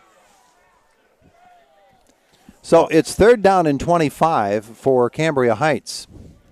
You've seen Cambria Heights a lot more than me, Todd. I just saw them in the season opener, but I think this has to be pretty uncharacteristic of what they normally look like. Yeah, they're a little bit shell-shocked right now. Stockley will be under center on this 3rd down call. And they're just trying to get into the locker room without any further trouble. They'll run reverse, and nothing there. Tanner Height is going to be stopped for a loss of 2. Keith Charney again up from that secondary. Charney, a 6'3", 190-pound senior from the secondary. And the Highlanders are stopped, and the Ramblers will use their final timeout as they force a punt. And we have one final break that we owe, so we'll take it right now as well. With 1:34 left in the first half, 21-0 Windber, coming back with more coverage from Penn's Manor, Appalachian Bowl 21, here on Renda Digital TV. At IRMC, we have all of the necessary pieces in place to perform complex operations, including highly skilled and specially trained surgeons, their support team of experts, and advanced technology like the Da Vinci robotic surgical system. As a result, patients spend less time in the hospital, recover faster, and get treated close to home. So there's no reason to puzzle over where you should get your surgical care. The answer is right here at IRMC.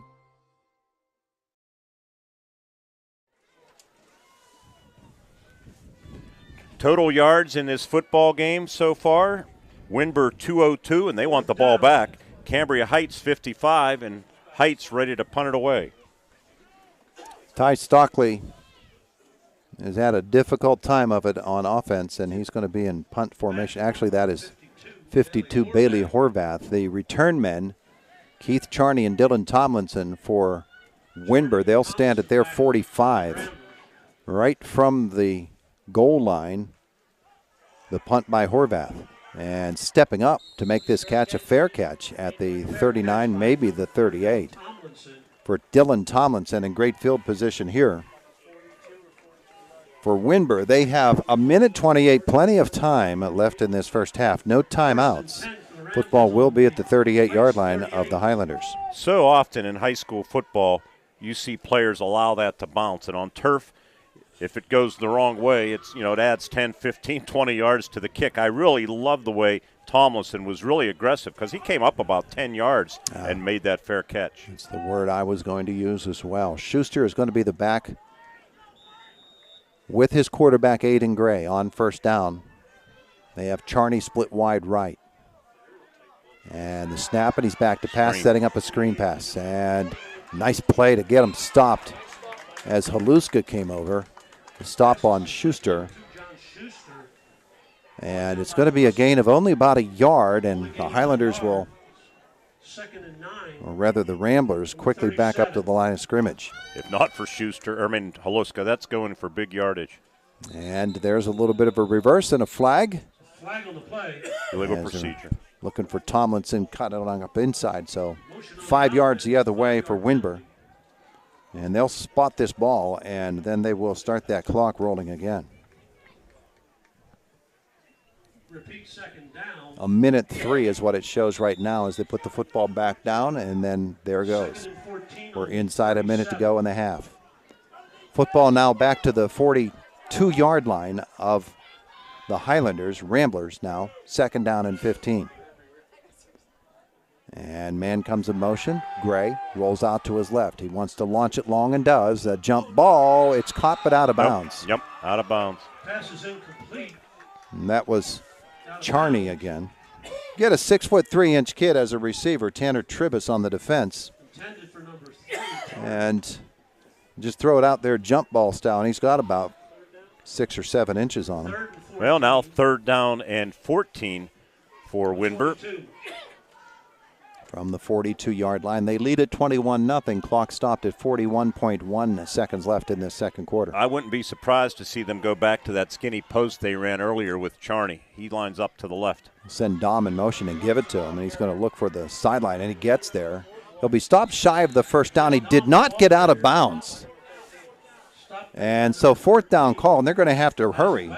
The tackle by Isaac Westrick. And he got the football down to the 32. The clock now at 20 seconds. And Gray is back to pass. Out to the flat, and oh my goodness. Trivas stepped in front of it with a whole field of plastic green in front of him. If he'd have been able to hold on to that, that would have been one foot race. We look at the replay. Out to the flat. It was perfect break on the ball by Tanner Tribus. Charney, the intended receiver. That was a fourth down call, so the Highlanders are okay in that respect. They stopped that possession with 14.1 seconds to go. That would have got them back in the game with some momentum at the half, right? My goodness, take that into the locker room with you. So, Highlanders, one play to go. Ramblers dodge a bit of a bullet there. And they've got three men deep. Stockley under center is going to pass. And they run the hook and lateral, and it's called incomplete. Delaware Valley hit by Nick Dahm. It's 2 nights in a row they've had that hook and lateral on this field where I've seen it get broken up on the pass to the receiver. Clock stops at 9.6 seconds to go. I like the aggressiveness. Nothing to lose. Down 21-0. Sure. From the 32-yard line. Second down and 10. And it's probably going to be a Haluska deal here. It is. Ryan Haluska is going to get a yard or two. And they will let the clock run out. And that is your first half of play. Tackle there by Dominic Buffano. We played a half of football. It is Windber 21, Cambria Heights nothing. The Appalachian Bowl on Renda Digital TV. And we're going to come back, Todd, with an interview with Jonathan Longwell, Media Director for First Commonwealth Bank. They sponsor the Appalachian Bowl and Crossover Weekend. They had representatives at most games last night. I'm sure those representatives took their umbrellas and were thrilled to be at all of the Heritage Conference stadiums and fields. So we'll come back with Jonathan Longwell to kick off our halftime report on this Indiana Regional Medical Center Appalachian Bowl night. It's 21-0 Windber, and you're watching it on Renda Digital TV. You need high-quality rental equipment. Discover the place where many people already go. Laurel Highlands Construction Supplies and Rentals. Our family-owned and operated business always puts the needs of our customers first. You'll receive exceptional service and expert advice at every visit. Whether it's new construction, landscaping, or a home repair, we'll help you find the right equipment for the job. Stop in at 1333 Eisenhower Boulevard to check out our new tools and supplies for sale, or call Laurel Highlands Construction Supplies and Rentals at 262-8866. Assisted by Miss Tato Koenigsberg. Martin General Stores are pleased to sponsor this year's Appalachian Bowl Championship game, and best wishes to both teams. There are many good reasons why you should shop at your local Martin General Store. Monthly specials on a variety of hot and cold sandwiches, wraps, pizza, and deli items with your Martin Gold Star Rewards card. Wessel & Company, a regional CPA firm, is committed to providing the highest quality service. Wessel & Company's goal is to enhance their clients' profitability by honoring their promises. Services include auditing and assurance, tax preparation, fraud investigations, and customized accounting solutions. As a BDO Alliance USA member, Wessel & Company provides the best of both worlds, a strong regional presence with national firm-level technical resources. Wessel & Company, online at wesselcpa.com.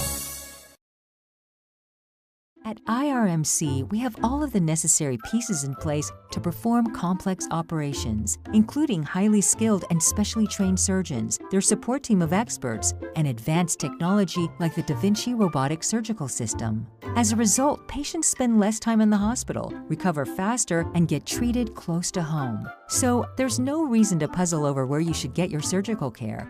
The answer is right here. at IRMC. We welcome you back to Pat Corrigan Field, the 2021 Appalachian Bowl. We are at halftime, and I am joined by Media Relations Director Jonathan Longwell of First Commonwealth Bank. John, this event tonight and last night, I know you tried having a lot of representatives at all of the crossover games. The luncheon that was held Wednesday couldn't be done without your support.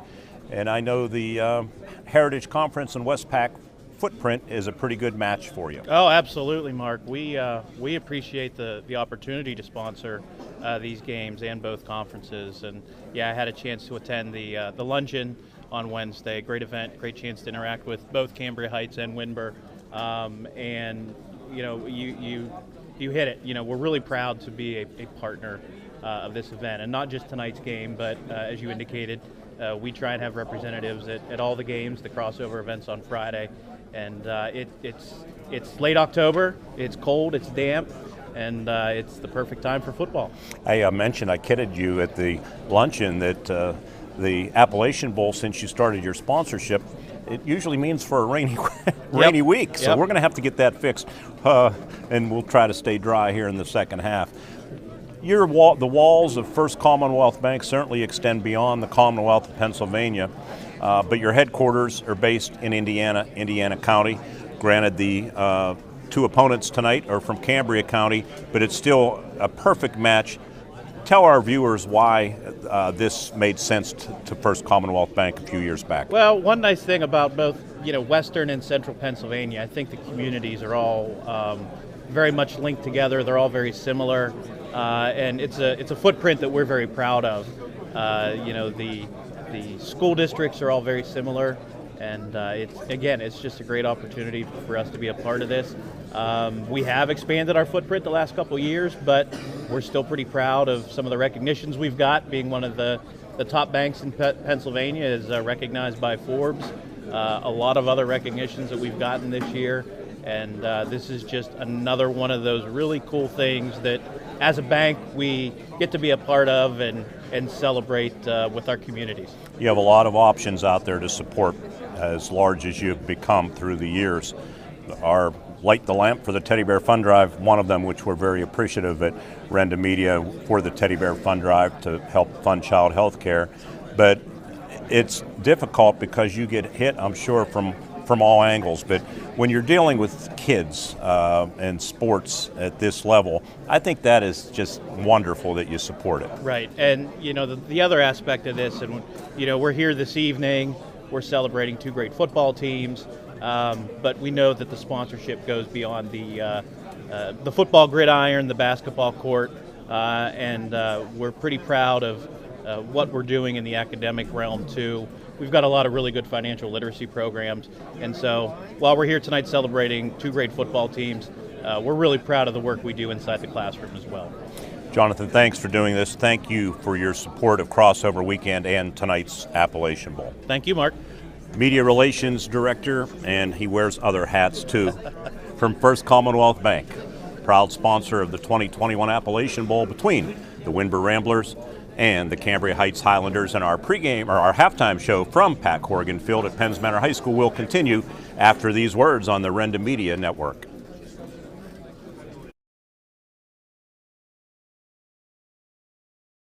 Every day, businesses open with a determination to make this day better than yesterday. Families work to create a better life. Communities come together to provide better opportunities. At First Commonwealth, we're proud to be part of this journey to a better tomorrow, to provide resources that help businesses succeed, to inspire families to save for a brighter financial future, to help support our communities and keep them strong, and be better together every day.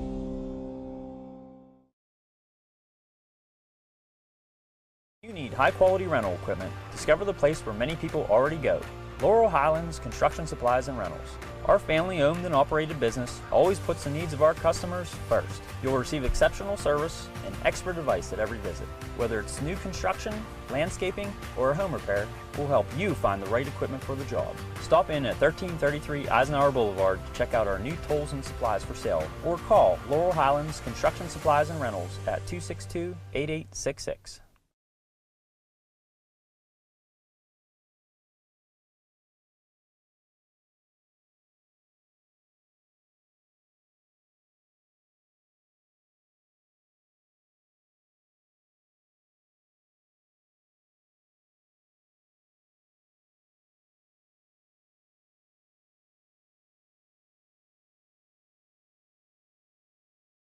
This is the voice of the Crimson Hawks, Jack Benedict, with some exciting news.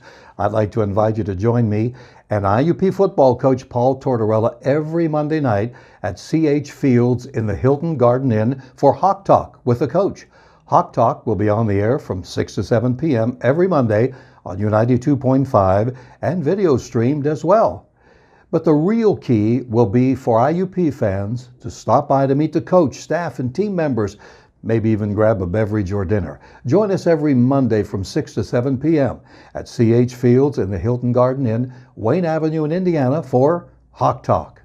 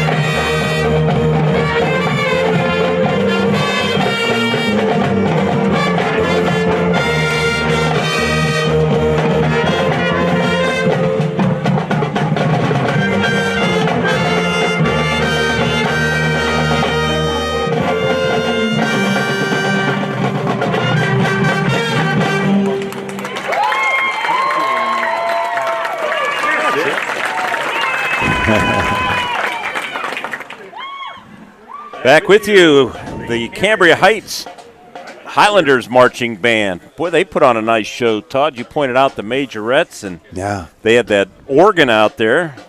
Little rock band. They even sing during their halftime show. Of course, in the pregame, we hear their bagpipes. Highlanders put on quite a show, and the Windber Ramblers have put on quite a show in the first half of this football game. They have a 21-0 lead, and you've got some of the numbers from this half. Yeah, Windber scored first. 19 seconds into the game, Schuster running for 63 yards. The point-after kick by Jordan Wright was blocked. Windber came back in the second quarter. Nick Dahm, an 83-yard touchdown run. Two-point conversion run by Dylan Thompson made it 14-0 at the 11:04 mark. And then late in the quarter, 2:06 remaining, Aiden Gray pass complete to Tomlinson for 21 yards and a touchdown. And the kick from Jordan Wright was good to make it 21-0. We'll give you individual stats first. First for Cambria Heights. Passing, Ty Stockley was 3 of 7 for 28 yards and a couple of interceptions. Windber, Aiden Gray, 2 for 6 for 22 yards, a touchdown and an interception. Rushing, Cambria Heights, Ryan Haluska, 6 carries, 14 yards. Tanner Tribus, 2 carries for 10 yards. Ty Stockley, 10 carries for 6 yards. Of course, a couple of sacks factored in. Tanner Height, 4 carries, 0 net yards. For Windber, listen to these first two. Nick Dahm, 4 carries, 100 yards and a touchdown. John Schuster, 5 carries, 92 yards and a touchdown. And Dylan Tomlinson, a couple of carries, no net yards. Aiden Gray, the quarterback, 1 for -1. Receiving yardage, 3 receptions for Tanner Height to lead both teams for 28 yards. And on the defensive side, John Schuster also doing some good things on that side of the ball. He leads the Ramblers with 5 tackles, 4 solo, and 2 assists. As for team yardage, total offense, the Windber Ramblers ran 18 plays for 213 yards, an 11.8 average per play. Cambria Heights, they actually ran 29 plays, netting 58 yards, just 2 yards per play. That's not going to get it done. Passing yards, 28-22 in favor of the Highlanders. Rushing yardage, big edge to the Ramblers, 191-30. Penalties, 4 of them on the Highlanders for 50 yards. Todd, 3 of those were personal, big 15-yarders. They were majors. Majors, right. And for Windber, 2 penalties for just 10 yards. And let's see what else. Time of possession. Third down conversions. Cambria Heights, 1 of 7, 14%. Windber was just 1 of 3. And where's the time of possession? There it is. 15 minutes and 58 seconds for the Highlanders. 7 minutes, 48 seconds for the Ramblers, but that's the way it goes when you have some big, long, quick strike plays. You're getting those things. There were opportunities for Cambria Heights in that first half, including that first possession of theirs after giving up that long touchdown run. They put together an 11-play drive that ended with a 4th down interception. At their 25-yard line, Windber was able to take over the football. And then they had the punt blocked, and Cambria Heights got it right at the Ramblers' 19. So their second possession, they were in scoring position again, but they went 4 downs and out. Windber's defense really stout in that first half. And then there were more opportunities in that first half, and the Highlanders just could not make them happen. The Windber defense has just been solid, and their big guys right now are pushing around the big guys from Cambria Heights. Yeah, they are, and the stats kind of reflect that. We're going to come back. Todd will have the calls. We get set for the second half of action. Windber will be kicking off to Cambria Heights, so if they want to get back in this football game, Todd, now would be the time to do it, flex their muscle on the opening drive. They're certainly not used to being in this position, needless to say, with a 9-0 record. We'll come back on an Indiana Regional Medical Center Appalachian Bowl night, championship night. Rain maybe has stopped, or maybe very, very light as I look up into the lights. 21-0 Windber over Cambria Heights, and you're watching it right here on Renda Digital TV. At IRMC, we have all of the necessary pieces in place to perform complex operations, including highly skilled and specially trained surgeons, their support team of experts, and advanced technology like the Da Vinci robotic surgical system. As a result, patients spend less time in the hospital, recover faster, and get treated close to home. So there's no reason to puzzle over where you should get your surgical care. The answer is right here at IRMC. No, no, no, no, no, no, no, we say yes. Signature Auto Drive, we say yes. So many of us have had or currently have credit issues. At Signature Auto Drive, credit issues are a non-issue. We specialize in financing for everyone. Remember, you're our VIP and we say yes. SignatureAutoDrive.com. Signature Auto Drive, we say yes. Oh, I see. Back with you at Pat Corrigan Field at Penn's Manor. Hard to believe, the 10th weekend of the season. And you'll be, before you know it, Todd, you'll be traveling from gymnasium to gymnasium. I have been working on that basketball schedule. And, well, I've got half of it put together, about 3/4 actually put together. We just have to put together the Indiana portion of it, and then we'll be ready to go. First weekend of the basketball season with all those tip-off tournaments is going to be December 10th and 11th. And then our first games on our Renda Broadcasting radio stations will start the following week. Crazy. It absolutely is. Our 2 football teams are back out. And as Mark said a couple of moments ago, and it's really a key for the Highlanders, this first possession of the third half, or of the third quarter. What did they do in the locker room at the half besides talk to their offensive linemen and say, fellas, we're getting beat at the line of scrimmage, and we have to do better? The Highlanders certainly have to find something offensively. But if you're the Ramblers, you're saying, boys, we gave up a few too many opportunities, but we're proud of you for stopping them, and let's just keep doing what we've been doing. A couple of college scores to pass along. Number 1, Georgia defeated Florida 34-7. Late in the first quarter, Penn State leading Ohio State 7-3. Number 11, Notre Dame leading North Carolina 7-0. That's at the end of the first quarter. Of course, we have a couple of local teams that have had a rough weekend. The Pitt Panthers and IUP Crimson Hawks both falling today. Yeah, boy. So goes IUP's chances. I know you could say you're flat, can't get back up emotionally after a deflating loss to Kell, but you know what's on the line. You just have to do it. And it was a miserable performance by IUP. Pitt defensively played poorly, particularly their secondary. Offensively, your quarterback throws for over 500 yards and you lose. Boy, was there a questionable call, to say the least, in that game. Pitt actually tackled a running back in the end zone. They were like 1st and 10 from the 1-yard line, Miami. And every angle they showed, it appeared it was a safety for sure. The referee said no, and the replay booth said no, and Miami maintained possession. And, boy, that happened late in the game. So it could have changed everything for Pitt, but you got to play some defense. I'd like to tell you my opinion on that, but I was with the chainsaw in my hands all afternoon out in the woods. No kidding. That sounds like fun.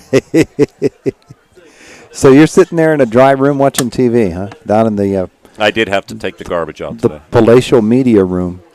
No, never made it down there. 20-0. Our score, 21-0 actually. Our score on the screen is wrong. It should be 21-0. 21-0, Andy.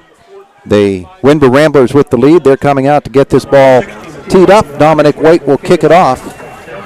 And most likely you'll have Tanner Tribus back there. And Tanner Height to return this kick. A lot of folks in this booth. They brought the food up just like they do at common home games. Yes, they did.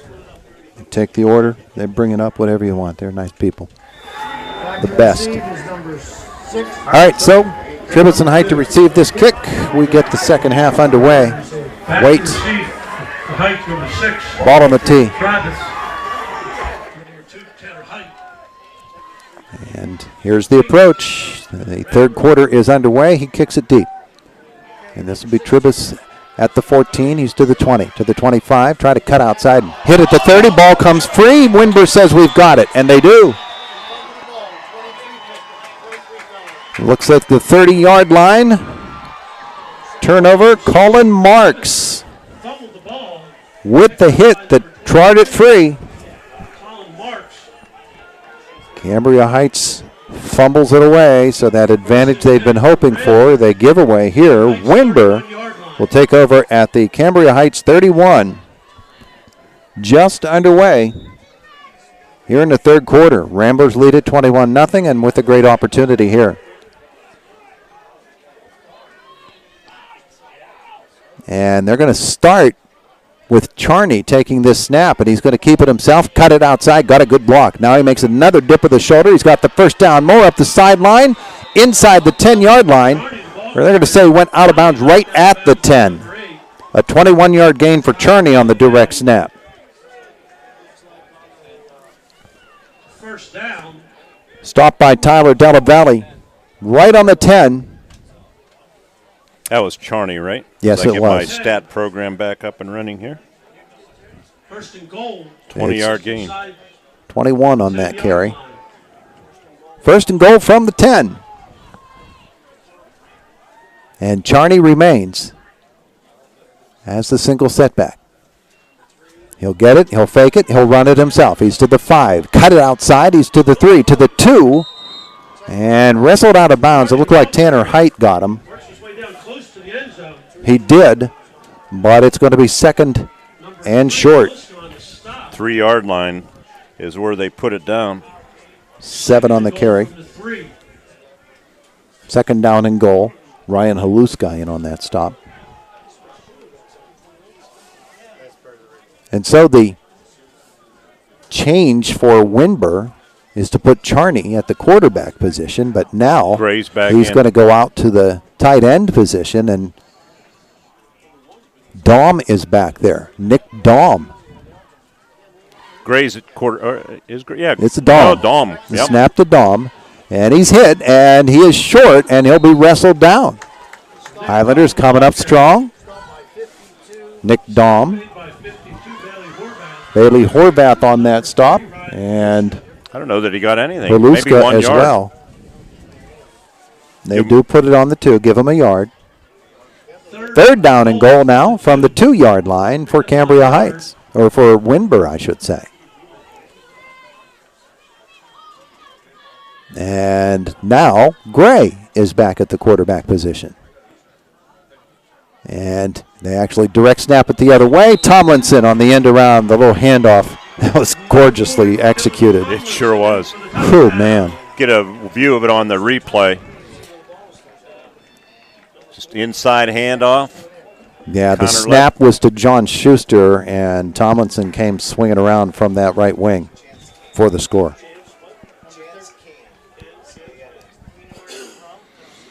Now the extra point attempt out of the hold of Aiden Gray. And it is. There's a flag afterwards. The kick was good by Jordan Wright, but we'll try to sort out this flag. See if they landed on him or what. Personal it will be foul. Personal foul. Cambria Heights. Their fourth. So they'll assess that on the kickoff, right? Yes, they will. 28-0 Windber. And you're watching the Appalachian Bowl on Rinda Digital TV. The extra point is good. Memorial Highway has been a trusted Chevrolet dealership in Windber and Somerset. Just listen to what some of our loyal customers have to say. The reason why I came to Memorial Highway Chevrolet is because they have the best prices on Trailblazers in the area. From the moment we walked into the showroom, they treated us like family. They work really hard to make you feel right at home. When will you become a part of the Memorial Highway family? Shopping home, buying home, we deliver. Memorial Highway, the easy to find way. Back with you at Pat Corrigan Field on an IRMC, Indiana Regional Medical Center Appalachian Bowl Championship night. This game actually dates back to 1973. They're going to kick off, Will, from the 45-yard line as they advance the ball 15 yards. You can remember, Todd, before the district playoffs and everything came into vogue, the Appalachian Bowl was a pretty big deal. I'm not saying this isn't a big deal, but it was the marquee event back in the day for small schools. There really was, and the interesting thing about that was Windber was not a member of the Appalachian Conference, but a lot of years those championship games were played at Windber Stadium. It was the biggest place around, and you needed that kind of room to fit all the fans in. Now Waite will kick this ball off, see if he puts it on the ground. Nope. He's going to say, no, I'm going to boom that baby. So they'll bring it out to the 20. Astros in the World Series, leading 1-0 over Atlanta, top of the first. Have you watched much baseball? I really have not. I watch tons of it. Really? Everything I can. During the Penguins game last week, between periods, I actually watched Japanese League Baseball between. That's how much I love baseball. All right, so 10:15 left in the third quarter, 28-0. Penguins and Devils 1-1 tonight. On first down, here comes Ryan Haluska. He's going to get it out across the 20 to the 25, maybe the 26-yard line. Charney again on the stop for Windber. One of the few positive yardage plays that Cambria Heights has had recently. He picked up 6 and close to 7 yards. Give him 7. Make it 2nd and 3. Down 28-0. It's to the point where you don't want to get anybody hurt. Yeah, the Cambria Heights formula is run it between the tackles, and you're looking now at District 6 playoffs and saying, let's keep everybody healthy. So you wouldn't expect them to have to try to open it up. It's going to be Haluska again, pushing forward, and on second effort, he's going to get right down on the 30-yard line before he's stopped by Ethan Brady. And they're going to say just short, just shy. So officially you'll give him 2 there. It's third down, less than a yard. Stockley, the quarterback, would be expected just to keep this one. As we watch him get up under center on third down, he's actually going to give it to Haluska, and he's going to break it off that right side and get 2 yards out of it, so it is a first down. Steady diet of a Haluska. Jake Hostetler on the stop. It's enough for a first down. They put it out to the 33, so they gave him 3 yards on that. Come to Penn's Manor games, sometimes you get a steady diet of Halushki and Halupki. Yes, you do, and you walk away a happy man. You notice tonight I turned down the menu card. So did I. Strange, huh? Must be a Saturday night thing. It's 1st and 10. Cambria Heights, and Stockley will turn and give the ball carrier to Haluska once more. 4 straight carries. Brady Russo on that stop right there. You'll notice the young man on the wide left there, Taylor Della Valle, came up holding a hamstring at the end of that carry. 2nd down and 6 now after the 4-yard gain by Haluska. Della Valle remains out there on the field, but he was holding that left hamstring. Stockley under center on 2nd down. And here comes Haluska again. 2 hands on the ball, lower the shoulder, get it close to the 40-yard line. It'll be 3rd down coming up. They'll need about 4, maybe 3. Luke Woodley on that stop. 3rd and 3 on the 40. They need the 43. They're on the 40. And Highlanders look it up again. The clock rolls at 7:32, and Stockley fumbles the football, picks it up. He's hit, and he's fighting really hard to get that positive yardage, and he did end up getting a yard out of it. But there's all kinds of people on the bottom of that pile. John Schuster there, along with Luke Woodley, and it'll be 4th down and 2 to go.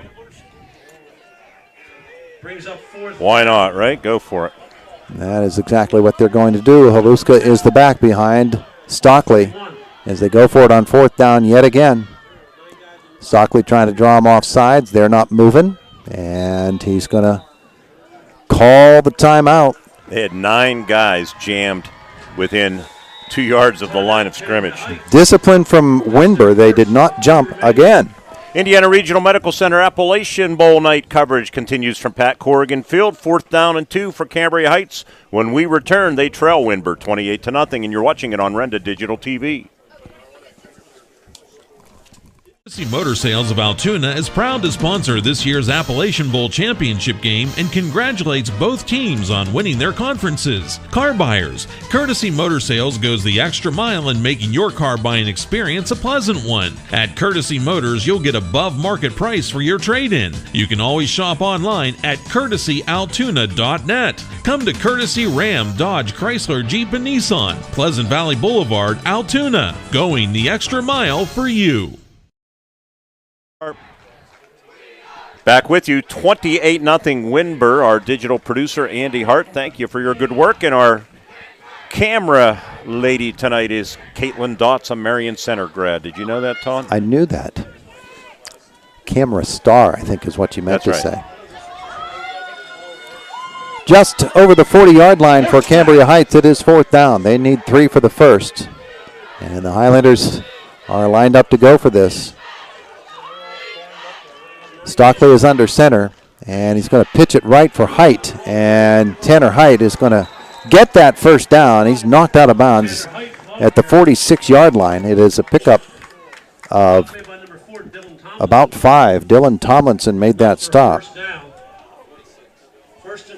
So they'll put this football at the 46-yard line. 1st and 10 Highlanders. The clock now 6:41 left in the 3rd quarter. Cambria Heights trailing 28-0.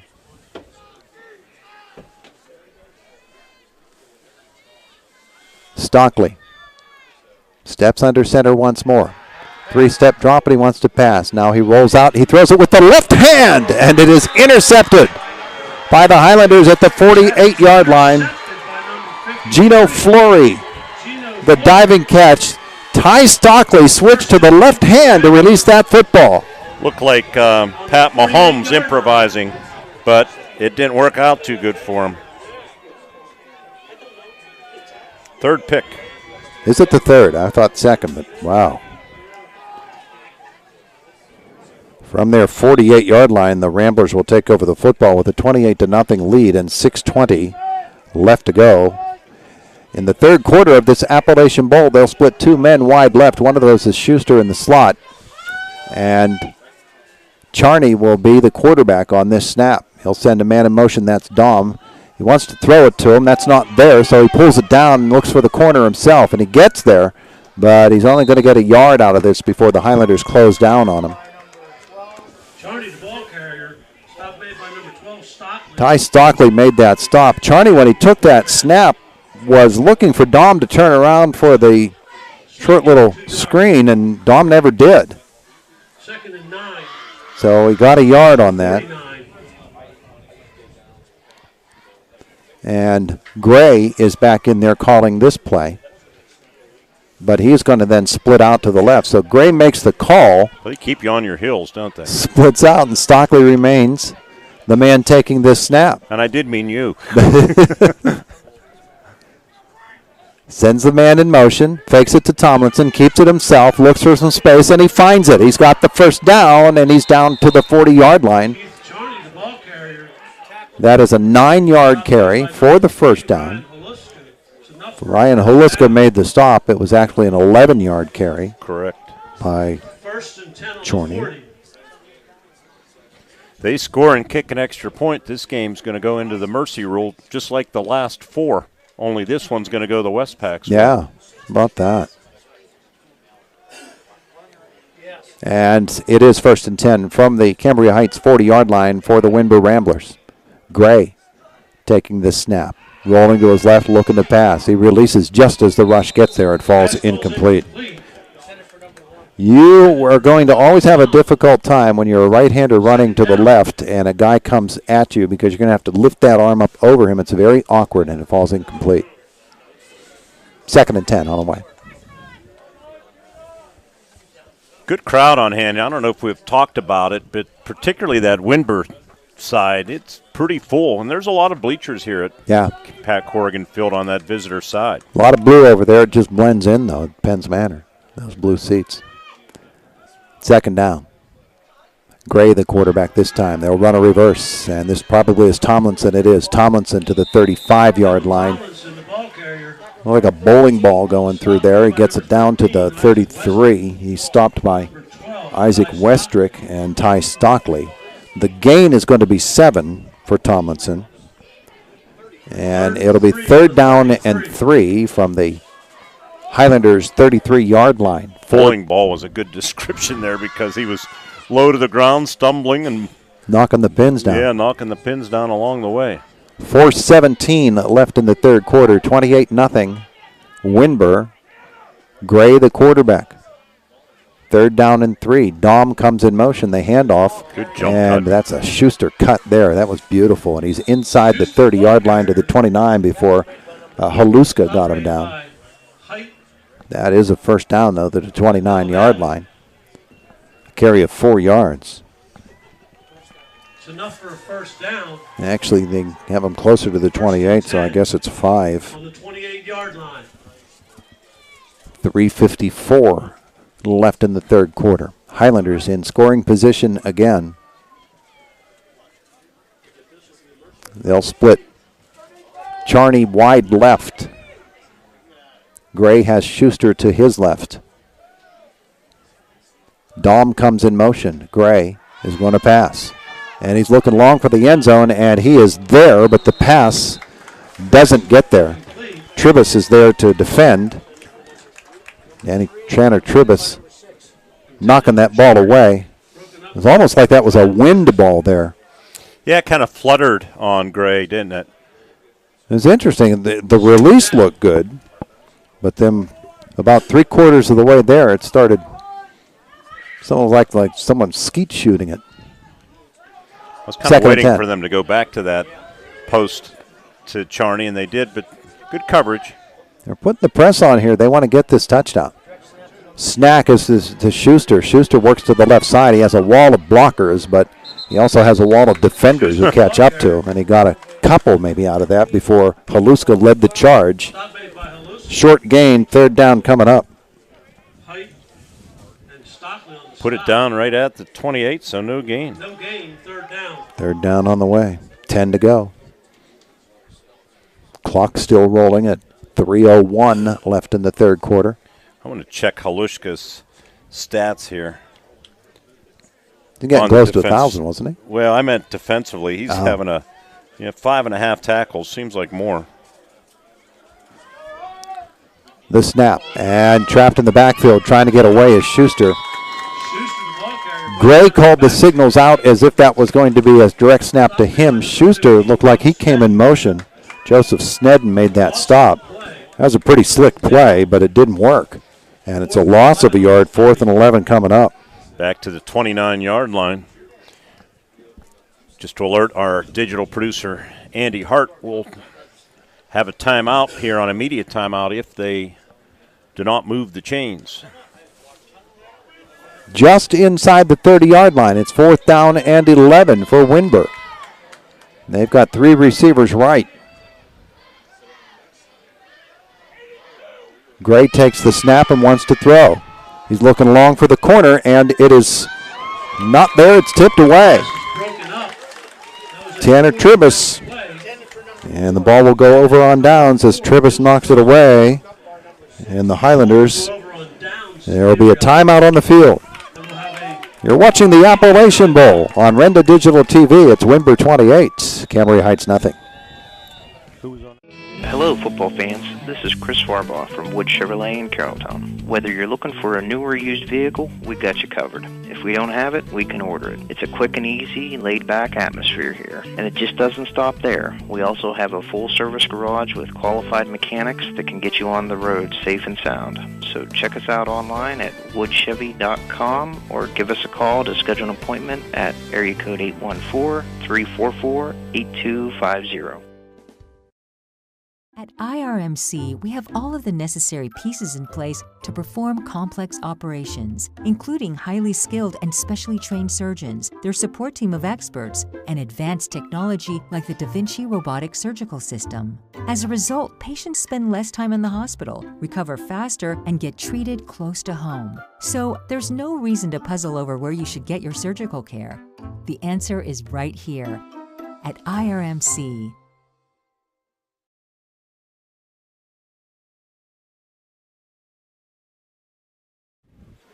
You can get them on a touchdown.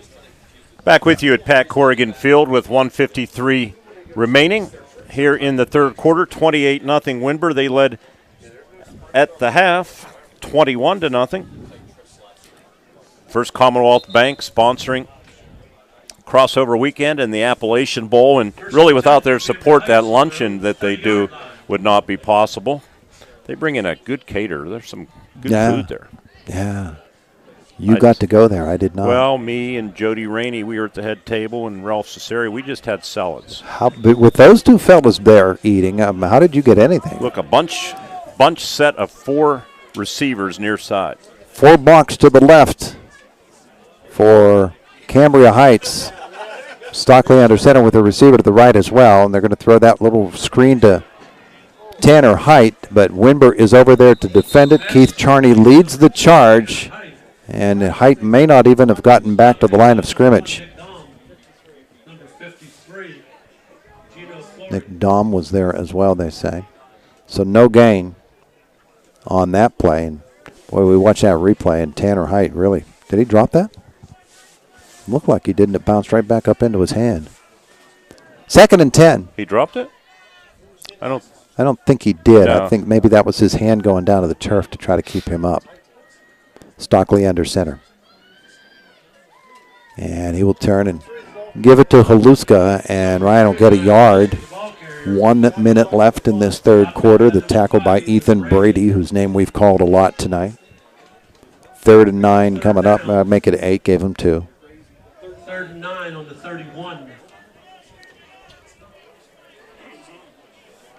So the stick on the far side's at the 32. So we'll go with that. It's 3rd down.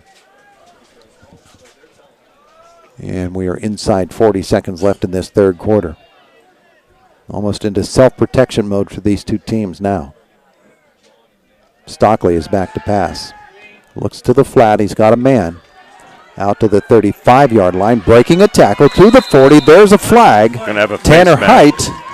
Nick Dahm made the stop, but Keith Charney there too.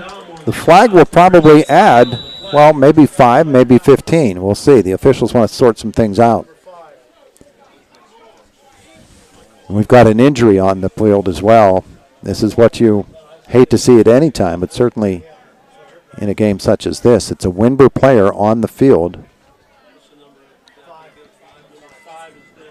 That is Ethan Brady, who's been big for Windber on defense tonight, and they're going to send the teams off the field. They do signal the face mask. Is it a 5-yard face mask? 5-yard face mask, will put the football out to the 46-yard line. And it looks to me like they're just stretching out a cramp. So let's take a timeout. It is 28-0. The lead for Windber, Appalachian Bowl, and Renda Digital TV. Wessel & Company, a regional CPA firm, is committed to providing the highest quality service. Wessel & Company's goal is to enhance their clients' profitability by honoring their promises. Services include auditing and assurance, tax preparation, fraud investigations, and customized accounting solutions. As a BDO Alliance USA member, Wessel & Company provides the best of both worlds, a strong regional presence with national firm-level technical resources. Wessel & Company, online at wesselcpa.com. Ball to 46. Ethan Brady up on the turf and ends up jogging off the field. Might have been a cramp or something along those lines. They mark off the penalty, face mask incidental variety. So from the 41 to the 46, the Highlanders for a new set of downs. Indeed they do, with 24 seconds left in this third quarter, 28-0 Windber. 1st and 10 for Cambria Heights. There's the whistle, and Stockley will be under center on first down. He's got Height and Haluska in the backfield behind him. And he'll pitch it right for Tanner Height. Oh, there's a guy in the backfield. He steps around him, dives back for the line of scrimmage. He got there and maybe even got another yard before Luke Woodley got him down. It's a gain of a yard, and that will be the end of the third quarter. It is Windber 28, Cambria Heights nothing. It's the Appalachian Bowl on Renda Digital TV. No, no, no, no, no, no, no, we say yes. Signature Auto Drive, we say yes. So many of us have had or currently have credit issues. At Signature Auto Drive, credit issues are a non-issue. We specialize in financing for everyone. Remember, you're our VIP and we say yes. SignatureAutoDrive.com. Signature Auto Drive, we say yes. Martin General Stores are pleased to sponsor this year's Appalachian Bowl Championship game, and best wishes to both teams. There are many good reasons why you should shop at your local Martin General Store. Monthly specials on a variety of hot and cold sandwiches, wraps, pizza, and deli items with your Martin Gold Star Rewards card. And you can also save 3 cents per gallon on gas every day with your Martin Gold Star Rewards card. These are just a few good reasons why you should be shopping at your local Martin General Store. With Todd Marino, I'm Mark Burdick, back with you at Pat Corrigan Field, 28-0 in the Appalachian Bowls. We head to the fourth. Total yards after 3 quarters. Windber area 266, Cambria Heights 97. Daum 101 yards, Schuster 96. They really haven't done much in the third quarter. No. Cambria Heights has played hard. Yeah, they have. It's been a slugfest here in this second half, but they did get the score. You mentioned Ethan Brady in on a lot of tackles. You're right, Todd Marino.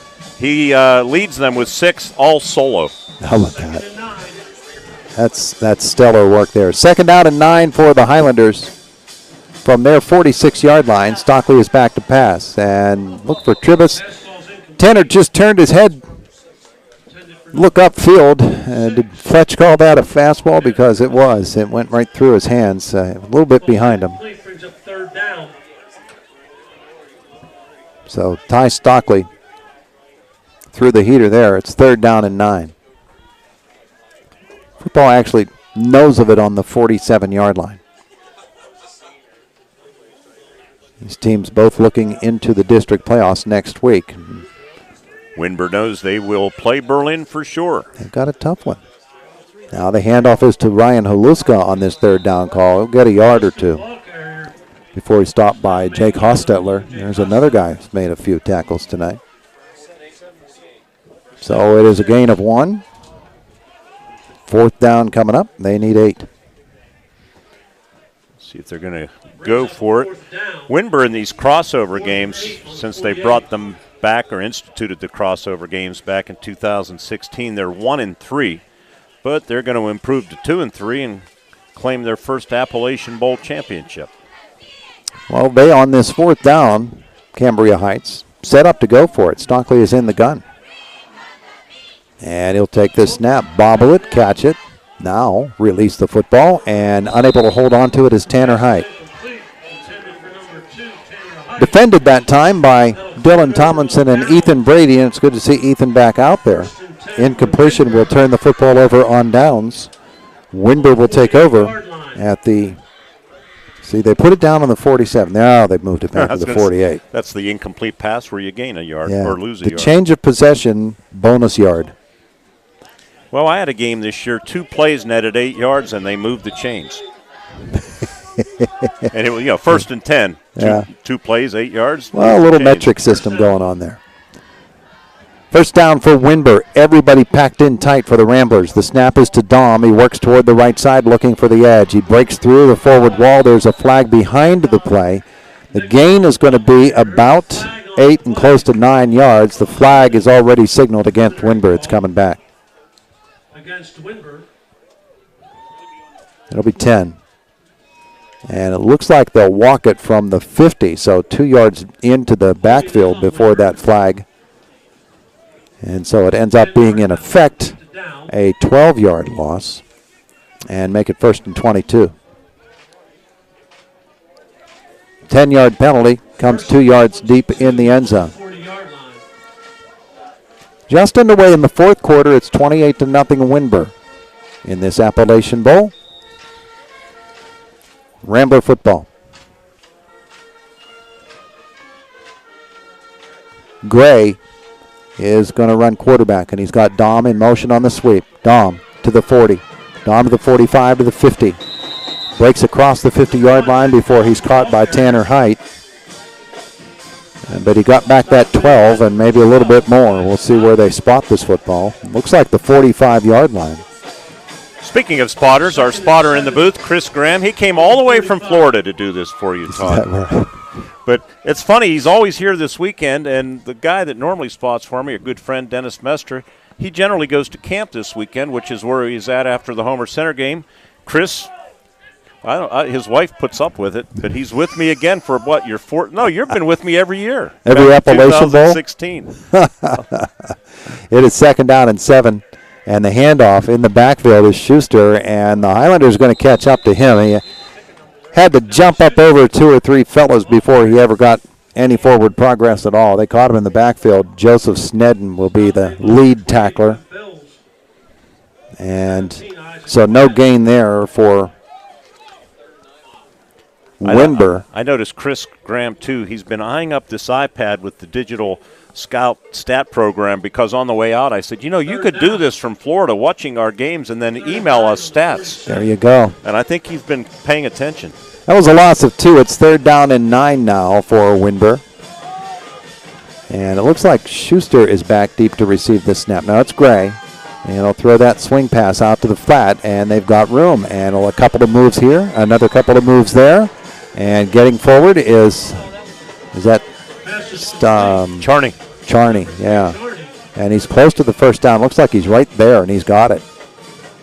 So he needed 9, and he got him. Watch the replay, and you see the series of moves that he put forth before he was tackled by Isaac Westrick. And also in there was Brett Bills.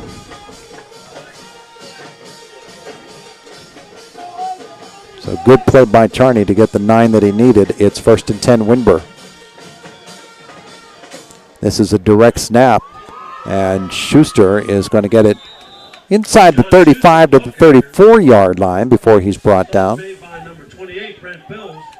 by Bills once more. He's been in on 2 straight tackles. Pickup is close to 5. He's down just inside the 34-yard line. 2nd down and 6 on the way. On the 34. Okay, we'll call it 2nd and 5. Fletch did, so we will too. Don't argue with Dan. He's taller than I am. Gray sends a man in motion and gives it to the second man, Schuster, and Schuster in traffic. It's always fascinated me how you can find a place to put your foot down there, but he did. Tackled by first down, I think. Sorry about that, Todd. 75. We don't have a 75 on our roster, so we're just going to go ahead and say it was a first down as he picked up what was needed, down to the 27-yard line. I'll look at the secondary roster, and they don't have a 75 on it either. So the football is down to the 27-yard line of the Highlanders with 7:46 to go in this fourth quarter. Windber with a 28-0 lead and trying to put another score in there. They'll throw the screen pass out to the sideline, and they've got room. To the 20-yard line before he is stopped is flag on the far side. Klosky. Brett Bills on the tackle again. Klosky with that screen pass will sort out the flag, and that is a flag was down at the 10-yard line. They signal it against Cambria Heights. Tackle at the knee. Flag was at the 10-yard line. He was tackled at about the 20. So a 7-yard gain.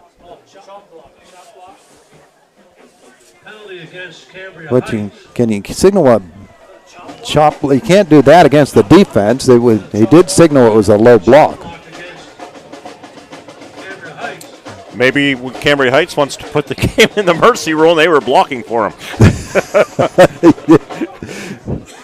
There's a conspiracy theory we never would have considered. They'll put the football down at the 10. First and goal for the Ramblers. And Gray will take this snap, presumably. He does. He hands it off and to the 5, inside the 5, close to the goal line, and he's in. The touchdown for Nick Dahm. Let's see what the flag is all about. And they're signaling it against Windber. So they'll bring it back. And we'll see what the actual penalty is. Touchdown, he signals. And then a personal foul evidently coming after the touchdown. So it's a 10-yard touchdown run for Dahm. The extra point, though, will have to come from 15 yards further back from the 3, so they should put this back at the 18-yard line. And so the mercy rule doesn't come into play as easily now, or they're going to put it on the kickoff. So how about that? They're going to set it up and kick it and see if they can get it to the mercy rule. Here's something else you don't consider. These things get so emotional, and somebody gets himself thrown out of a game. They're not back next week when the playoffs start. There's the snap, the hold, and the kick, and Jordan Wright is going to drive it through. Windber takes a 35-0 lead with 7:01 left in the fourth quarter. The Appalachian Bowl on Renda Digital TV. Need high-quality rental equipment? Discover the place where many people already go. Laurel Highlands Construction Supplies and Rentals. Our family-owned and operated business always puts the needs of our customers first. You'll receive exceptional service and expert advice at every visit. Whether it's new construction, landscaping, or a home repair, we'll help you find the right equipment for the job. Stop in at 1333 Eisenhower Boulevard to check out our new tools and supplies for sale, or call Laurel Highlands Construction Supplies and Rentals at 262-8866. Day. Businesses open with a determination to make this day better than yesterday. Families work to create a better life. Communities come together to provide better opportunities. At First Commonwealth, we're proud to be part of this journey to a better tomorrow, to provide resources that help businesses succeed, to inspire families to save for a brighter financial future, to help support our communities and keep them strong, and be better together every day. We are back at Pat Corrigan Field, Appalachian Bowl 21, presented by First Commonwealth Bank. Time to be first. We've been giving you stats all night long, presented by First Commonwealth Bank. And after that penalty, they're going to kick off from the 25-yard line. Tribus and Height will stand at about their 30 to receive this. The kick coming from Dominic Waite. And he's put a couple of kicks pretty deep in this game. 1-0 Houston in the World Series, game number 4, right? 2-1 series lead for Atlanta there. Here's the kick from Wade. He'll drive him back. Taken by Height at the 20. To the 30, the 35, the 40. Leaps a man, gets it out to the 45. Before he is brought down by number 24, Blake Klosky. 55-yard kick for Waite in the air. Brings it back up to the 46-yard line. So it'll be the 46, and the mercy rule will be in effect here now. Trailing 35-0, Highlanders football. We don't see kicks from some teams that make it to the 20 when they kick from the 40. Yeah. So clock begins to roll. Ty Stockley's going over and signaling a timeout. Cambria Heights is going to signal timeout. They didn't have enough fellas out there on the football field, or the right numbers. 35-0. Windber with the lead. You're watching the Appalachian Bowl on Renda Digital TV. Every 2 minutes, a woman is diagnosed with breast cancer. During the month of October, Memorial Highway Chevrolet is giving away breast cancer awareness tokens of support. And with every car sold, we will make a donation to Operation Beautiful, a local organization that assists young girls and women battling medically related hair loss. Stop into Memorial Highway Chevrolet and help us knock out breast cancer. And don't forget, schedule your mammogram. Shopping home, buying home, we deliver. Memorial Highway, the easy to find way. At IRMC, we have all of the necessary pieces in place to perform complex operations, including highly skilled and specially trained surgeons, their support team of experts, and advanced technology like the Da Vinci robotic surgical system. As a result, patients spend less time in the hospital, recover faster, and get treated close to home. So there's no reason to puzzle over where you should get your surgical care. The answer is right here at IRMC. Back to Pat Corrigan Field. Penguins tied up at 2-2 against the New Jersey Devils. That game being heard on U92.5, one of our 4 stations. Tonight's Appalachian Bowl, digital stream only. That's the world we live in now, right, Todd? You bet 35-0 Windber. Cambria Heights possession. 1st and 10 for the Highlanders. By the way, Nick Dahm, 125 yards rushing on 7 carries. Schuster, 106, 11 carries. On first down, bobbled by Stockley. He does control, then hands it off. And Haluska is going to get a yard. Stop made by number 53, Gino Flory. Gino Flory on that stop. The clock now rolls at 6:37 to go. They did give him 2 on that. Out to the 48-yard line. Highlanders, if they had won tonight, they would be the number 1 seed in AA. With the loss, they'll be the number 2 seed. They have a 2nd down and 8 here. And Stockley will turn and hand it off once more. And Haluska is going to get it out across the 50 into Windber territory before Gino Flory makes another stop. They'll put it at the 49-yard line.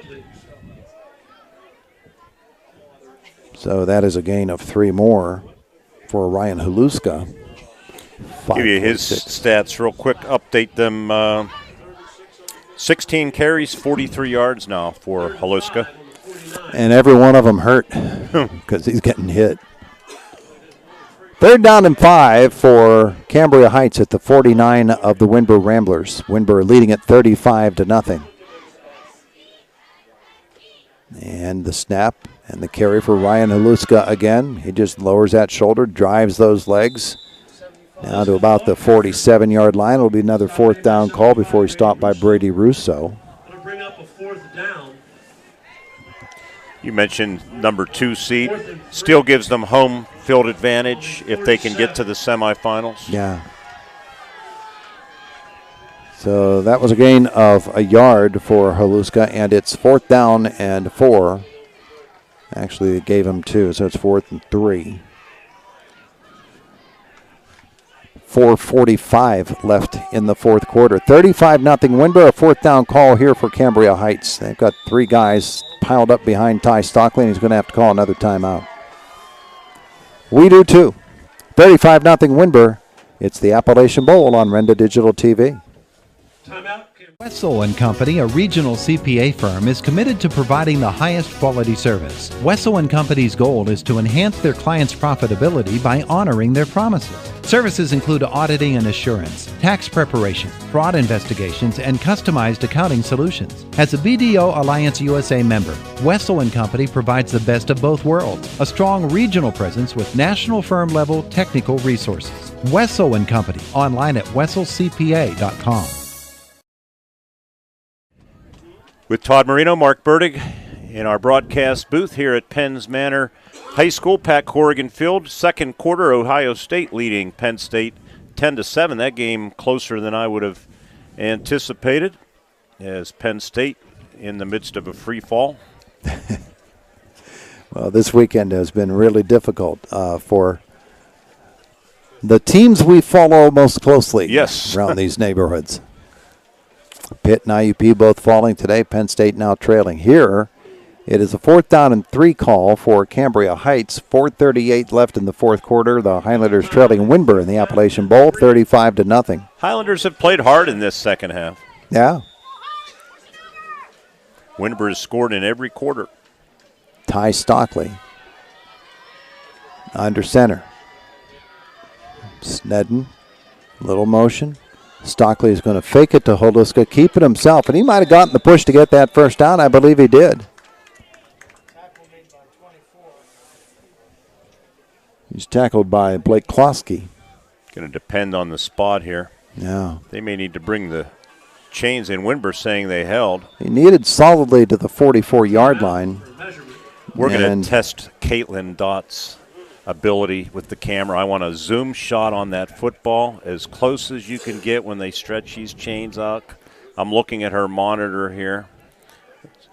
Is she coming in? I don't think he got it.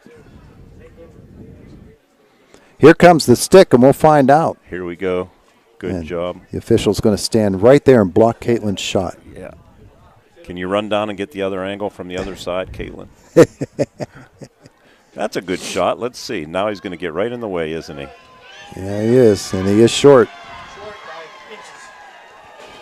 Stockley is short, and the ball will go over on downs. Windber will take it over, leading 35-0 when we return. 4:30 left in the fourth quarter. The Appalachian Bowl on Renda Digital TV. Hello, football fans. This is Chris Farbaugh from Wood Chevrolet in Carrolltown. Whether you're looking for a new or used vehicle, we got you covered. If we don't have it, we can order it. It's a quick and easy, laid-back atmosphere here. And it just doesn't stop there. We also have a full-service garage with qualified mechanics that can get you on the road safe and sound. So check us out online at woodchevy.com or give us a call to schedule an appointment at area code 814-344-8250.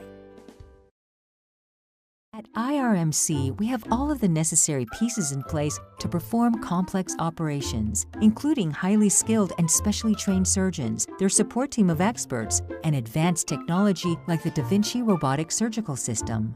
As a result, patients spend less time in the hospital, recover faster, and get treated close to home. So there's no reason to puzzle over where you should get your surgical care. The answer is right here at IRMC. Wasn't what he asked you, was it? I got the factory back with you as we're talking to Caitlin about the wrong plant. She works full-time at Krebs United Publications. That's a fantastic facility. It really is. 1st and 10, Windber.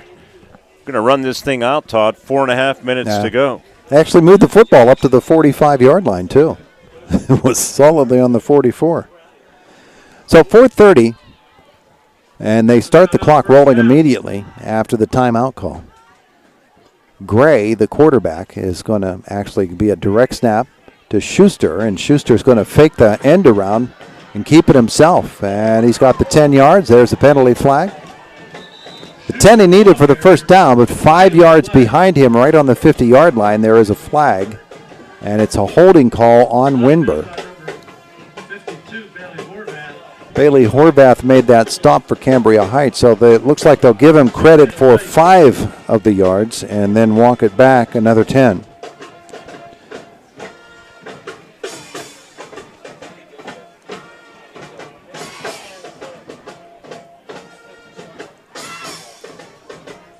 And it'll be 1st and 15.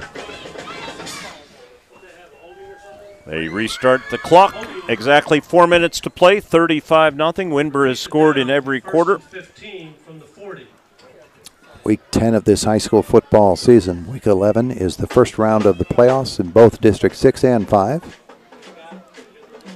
And the snap, and this is Schuster again. He's got his 5 back and a whole bunch more. He's down to the 40, to the 30-yard line, tripped up finally inside the 25, right? 15 from the 40. Week 10 of this high school football season. Week 11 is the first round of the playoffs in both District 6 and 5. And the snap, and this is Schuster again. He's got his 5 back and a whole bunch more. He's down to the 40, to the 30-yard line, tripped up finally. Check his stats right up to date.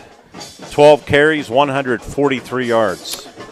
And Nick Dahm right behind him with 125. 3 minutes left in this football game. First down from the 23-yard line. Coming back the other way is Dahm. He wants to catch up to him, and he bounces off a couple of fellas, gets it down to the 19. So Dahm with the carry for 5. The tackle by Ryan Haluska again. Wonder if there's some point at which Jerry Lewis is going to say, you know what, let's get the frontline fellas out of there.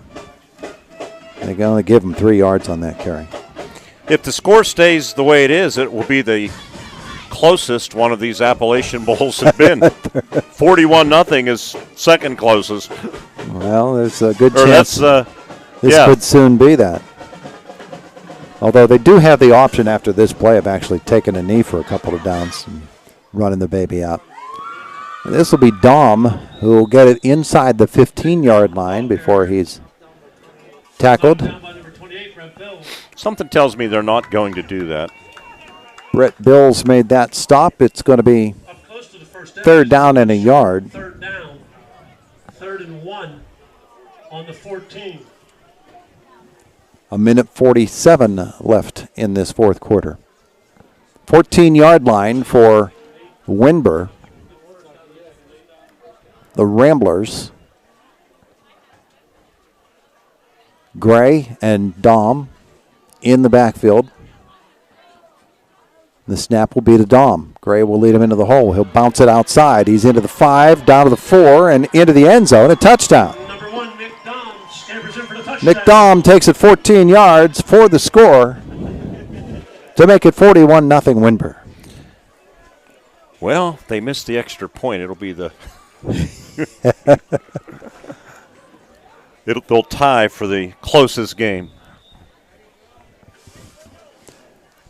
One of the things that we have not talked about, Mark, is the fact that this was a darn good Cambria Heights football team that came in here and met up with this Windber team that we've heard how good they are, and they're proving it tonight by taking care of a really good, solid football team. Jordan Wright's extra point attempt is up. He got it through. 42-0. Windber with the lead. The Appalachian Bowl on Rinda Digital TV.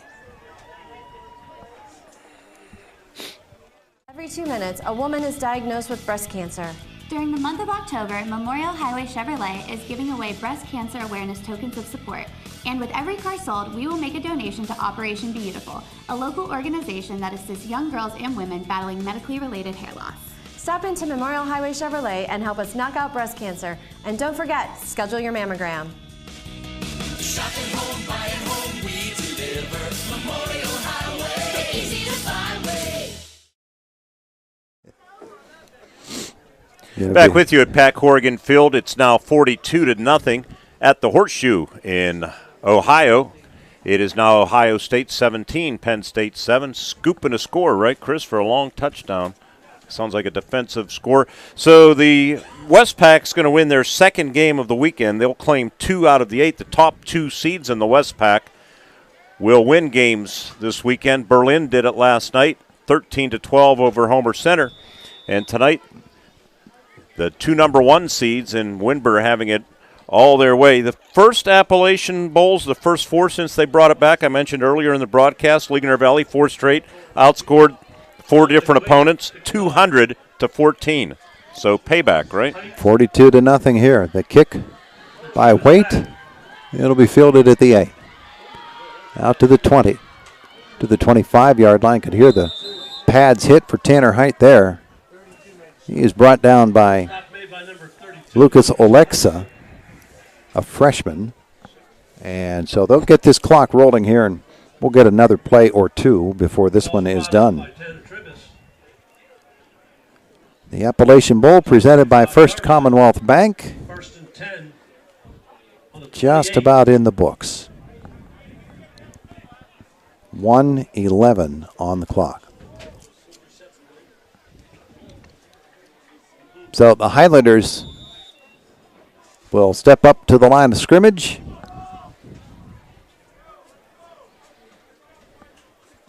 And almost looks like a victory formation for them.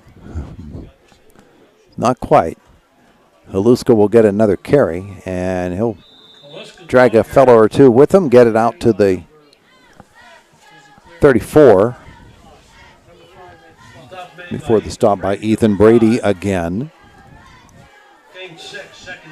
Second down and 4 coming up. 39 seconds left in this affair. Might be looking at the final play of the contest. I believe we are. Ty Stockley turns and he takes a look back at the clock. And now he'll take the snap, give it to Ryan Haluska again. And 2 there for Ryan. 21 seconds to go. They don't need to run another play. Number 3, the ball carrier, Haluska.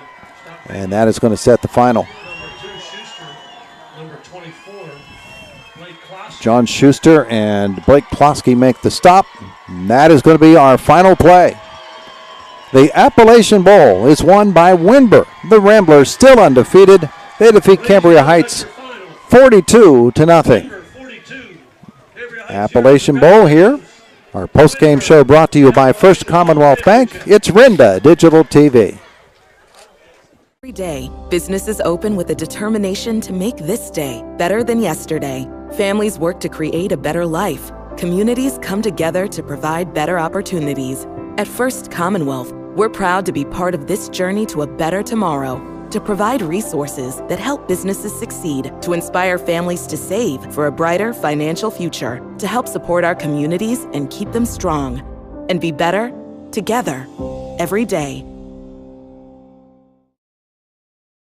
Hello, football fans. This is Chris Warbaugh from Wood Chevrolet in Carrolltown. Whether you're looking for a new or used vehicle, we got you covered. If we don't have it, we can order it. It's a quick and easy, laid-back atmosphere here. And it just doesn't stop there. We also have a full-service garage with qualified mechanics that can get you on the road safe and sound. So check us out online at woodchevy.com or give us a call to schedule an appointment at area code 814-344-8250.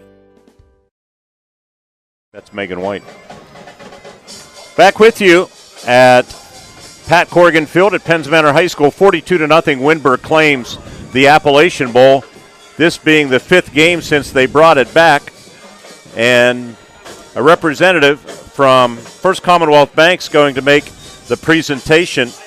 Megan, used to be Megan White. I can't think of her married name. I think Altimus was maiden name, but Megan, you remember Megan. Everybody remembers Megan, Mark. Lovely lady. Used to see her at Whitey's restaurant. The Windber team in the end zone. Our videographer, Caitlin Dotz, has a good shot on our screen. We're looking at the monitor here. We'll get to the recap and a look at the stats. Let's pick up the announcement. I guess there is no announcer. There's no announcer. There's no It's going to have to be you, baby. Elvis has left the building. Or Jody Rainey has, Heritage Conference President Jody Rainey has the wireless mic. From First Commonwealth Bank to present the championship plaque. Hi, good evening, everybody. On behalf of First Commonwealth Bank, this really has been an awesome night. First Commonwealth Bank loves to recognize the Heritage Conference. Quite frankly, Cambria Heights, you beat out so many teams to be here tonight. Cheerleaders and the band, you guys are awesome. Parents and family. However, these white t-shirts down here entire played an absolutely awesome game. And I am so very thankful that you are the winner of the Appalachian Bowl of the Heritage Conference, Windber!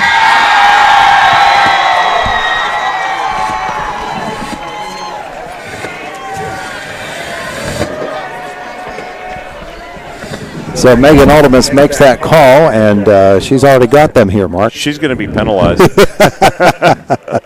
She's already got them here in the Heritage. I guess she let the cat out of the bag, right? It really Coach said they applied at three conferences. Yep, and the Heritage was one of them. That's funny. Well, that's okay. Westpac Conference wins their first of 5 since they brought it back. We thank First Commonwealth Bank not only for their involvement with the Appalachian Bowl and crossover weekend. Todd, as you know, they're one of our big sponsors in our high school coverage. Yeah, absolutely. All season long for years and years. Yeah, they're a big part of what we do, and all of our sports broadcasts. We have so many wonderful sponsors, and First Commonwealth stands right there at the very top of that list. Before we go to our final break, we'll give you the scoring in this football game. Windber off and running 19 seconds in. John Schuster ran for 63 yards and a touchdown. Extra point off of the foot of Jordan Wright was blocked. It was 6-0. We moved to the second quarter. 56 seconds in, Nick Dahm, who had a big night, ran for 83 yards and a touchdown. 2-point conversion run from Tomlinson was good. It was 14-0. And later in the second quarter, just before the half, Aiden Gray's pass to Dylan Tomlinson, good for a touchdown, and Jordan Wright added the extra point to make it 21-0 at the half. They duplicated that scoring in the second half, scoring early in the third quarter. Dylan Tomlinson from 2 yards out. Wright added the extra point. It was 28-0 at the 10:15 mark. With 7:01 remaining, Dahm 10-yard touchdown run, 35-0 after Wright's extra point. And then in the fourth quarter with just 80 seconds remaining, Dahm from 14 yards out. Wright added the extra point to set the final at 42-0. Appalachian Bowl coverage from Pat Corrigan Field continues for a final time. We'll look at the stats that shaped up this football game when we return. 42-0 Windber. Congratulations to the Ramblers. Both teams looking forward to the District 5 and District 6 playoffs starting next week. You're watching coverage on Renda Digital TV. Wessel & Company, a regional CPA firm, is committed to providing the highest quality service. Wessel & Company's goal is to enhance their clients' profitability by honoring their promises. Services include auditing and assurance, tax preparation, fraud investigations, and customized accounting solutions. As a BDO Alliance USA member, Wessel & Company provides the best of both worlds, a strong regional presence with national firm-level technical resources. Wessel & Company, online at wesselcpa.com. Every day, businesses open with a determination to make this day better than yesterday. Families work to create a better life. Communities come together to provide better opportunities. At First Commonwealth, we're proud to be part of this journey to a better tomorrow, to provide resources that help businesses succeed, to inspire families to save for a brighter financial future, to help support our communities and keep them strong, and be better together every day.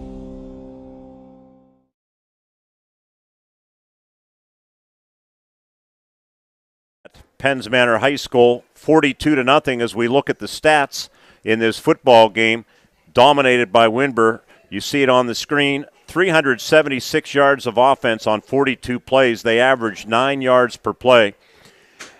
Cambria Heights, 115 yards of offense on 50 plays. Windber's defense, we knew they were good, and they proved it, holding Cambria Heights to 2.3 yards per play. Passing in the game, Windber Ramblers 4 of 11 for only 38 yards off of the arm of Aaron Gray.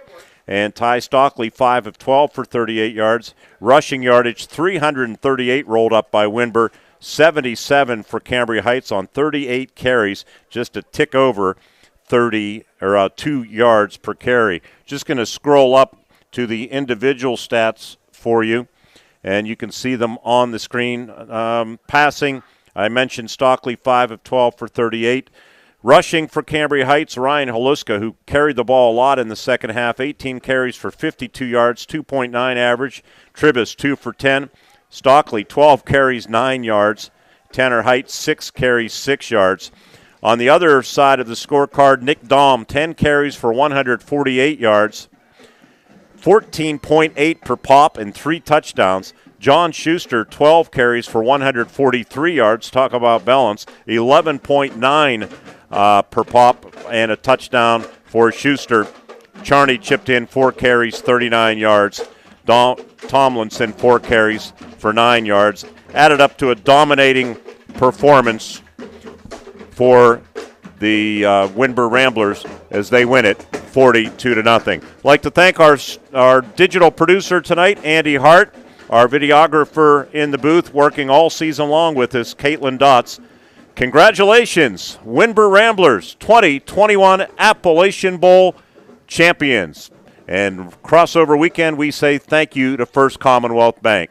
Speaking for Todd Marino, Mark Burdick reminding you one final time, final score Windber Ramblers 42 and the Cambria Heights Highlanders nothing, until we talk to you next weekend as we kick off our District 6 playoff coverage on your hometown Renda Media stations. I'm Mark Burdick wishing you a very pleasant good weekend.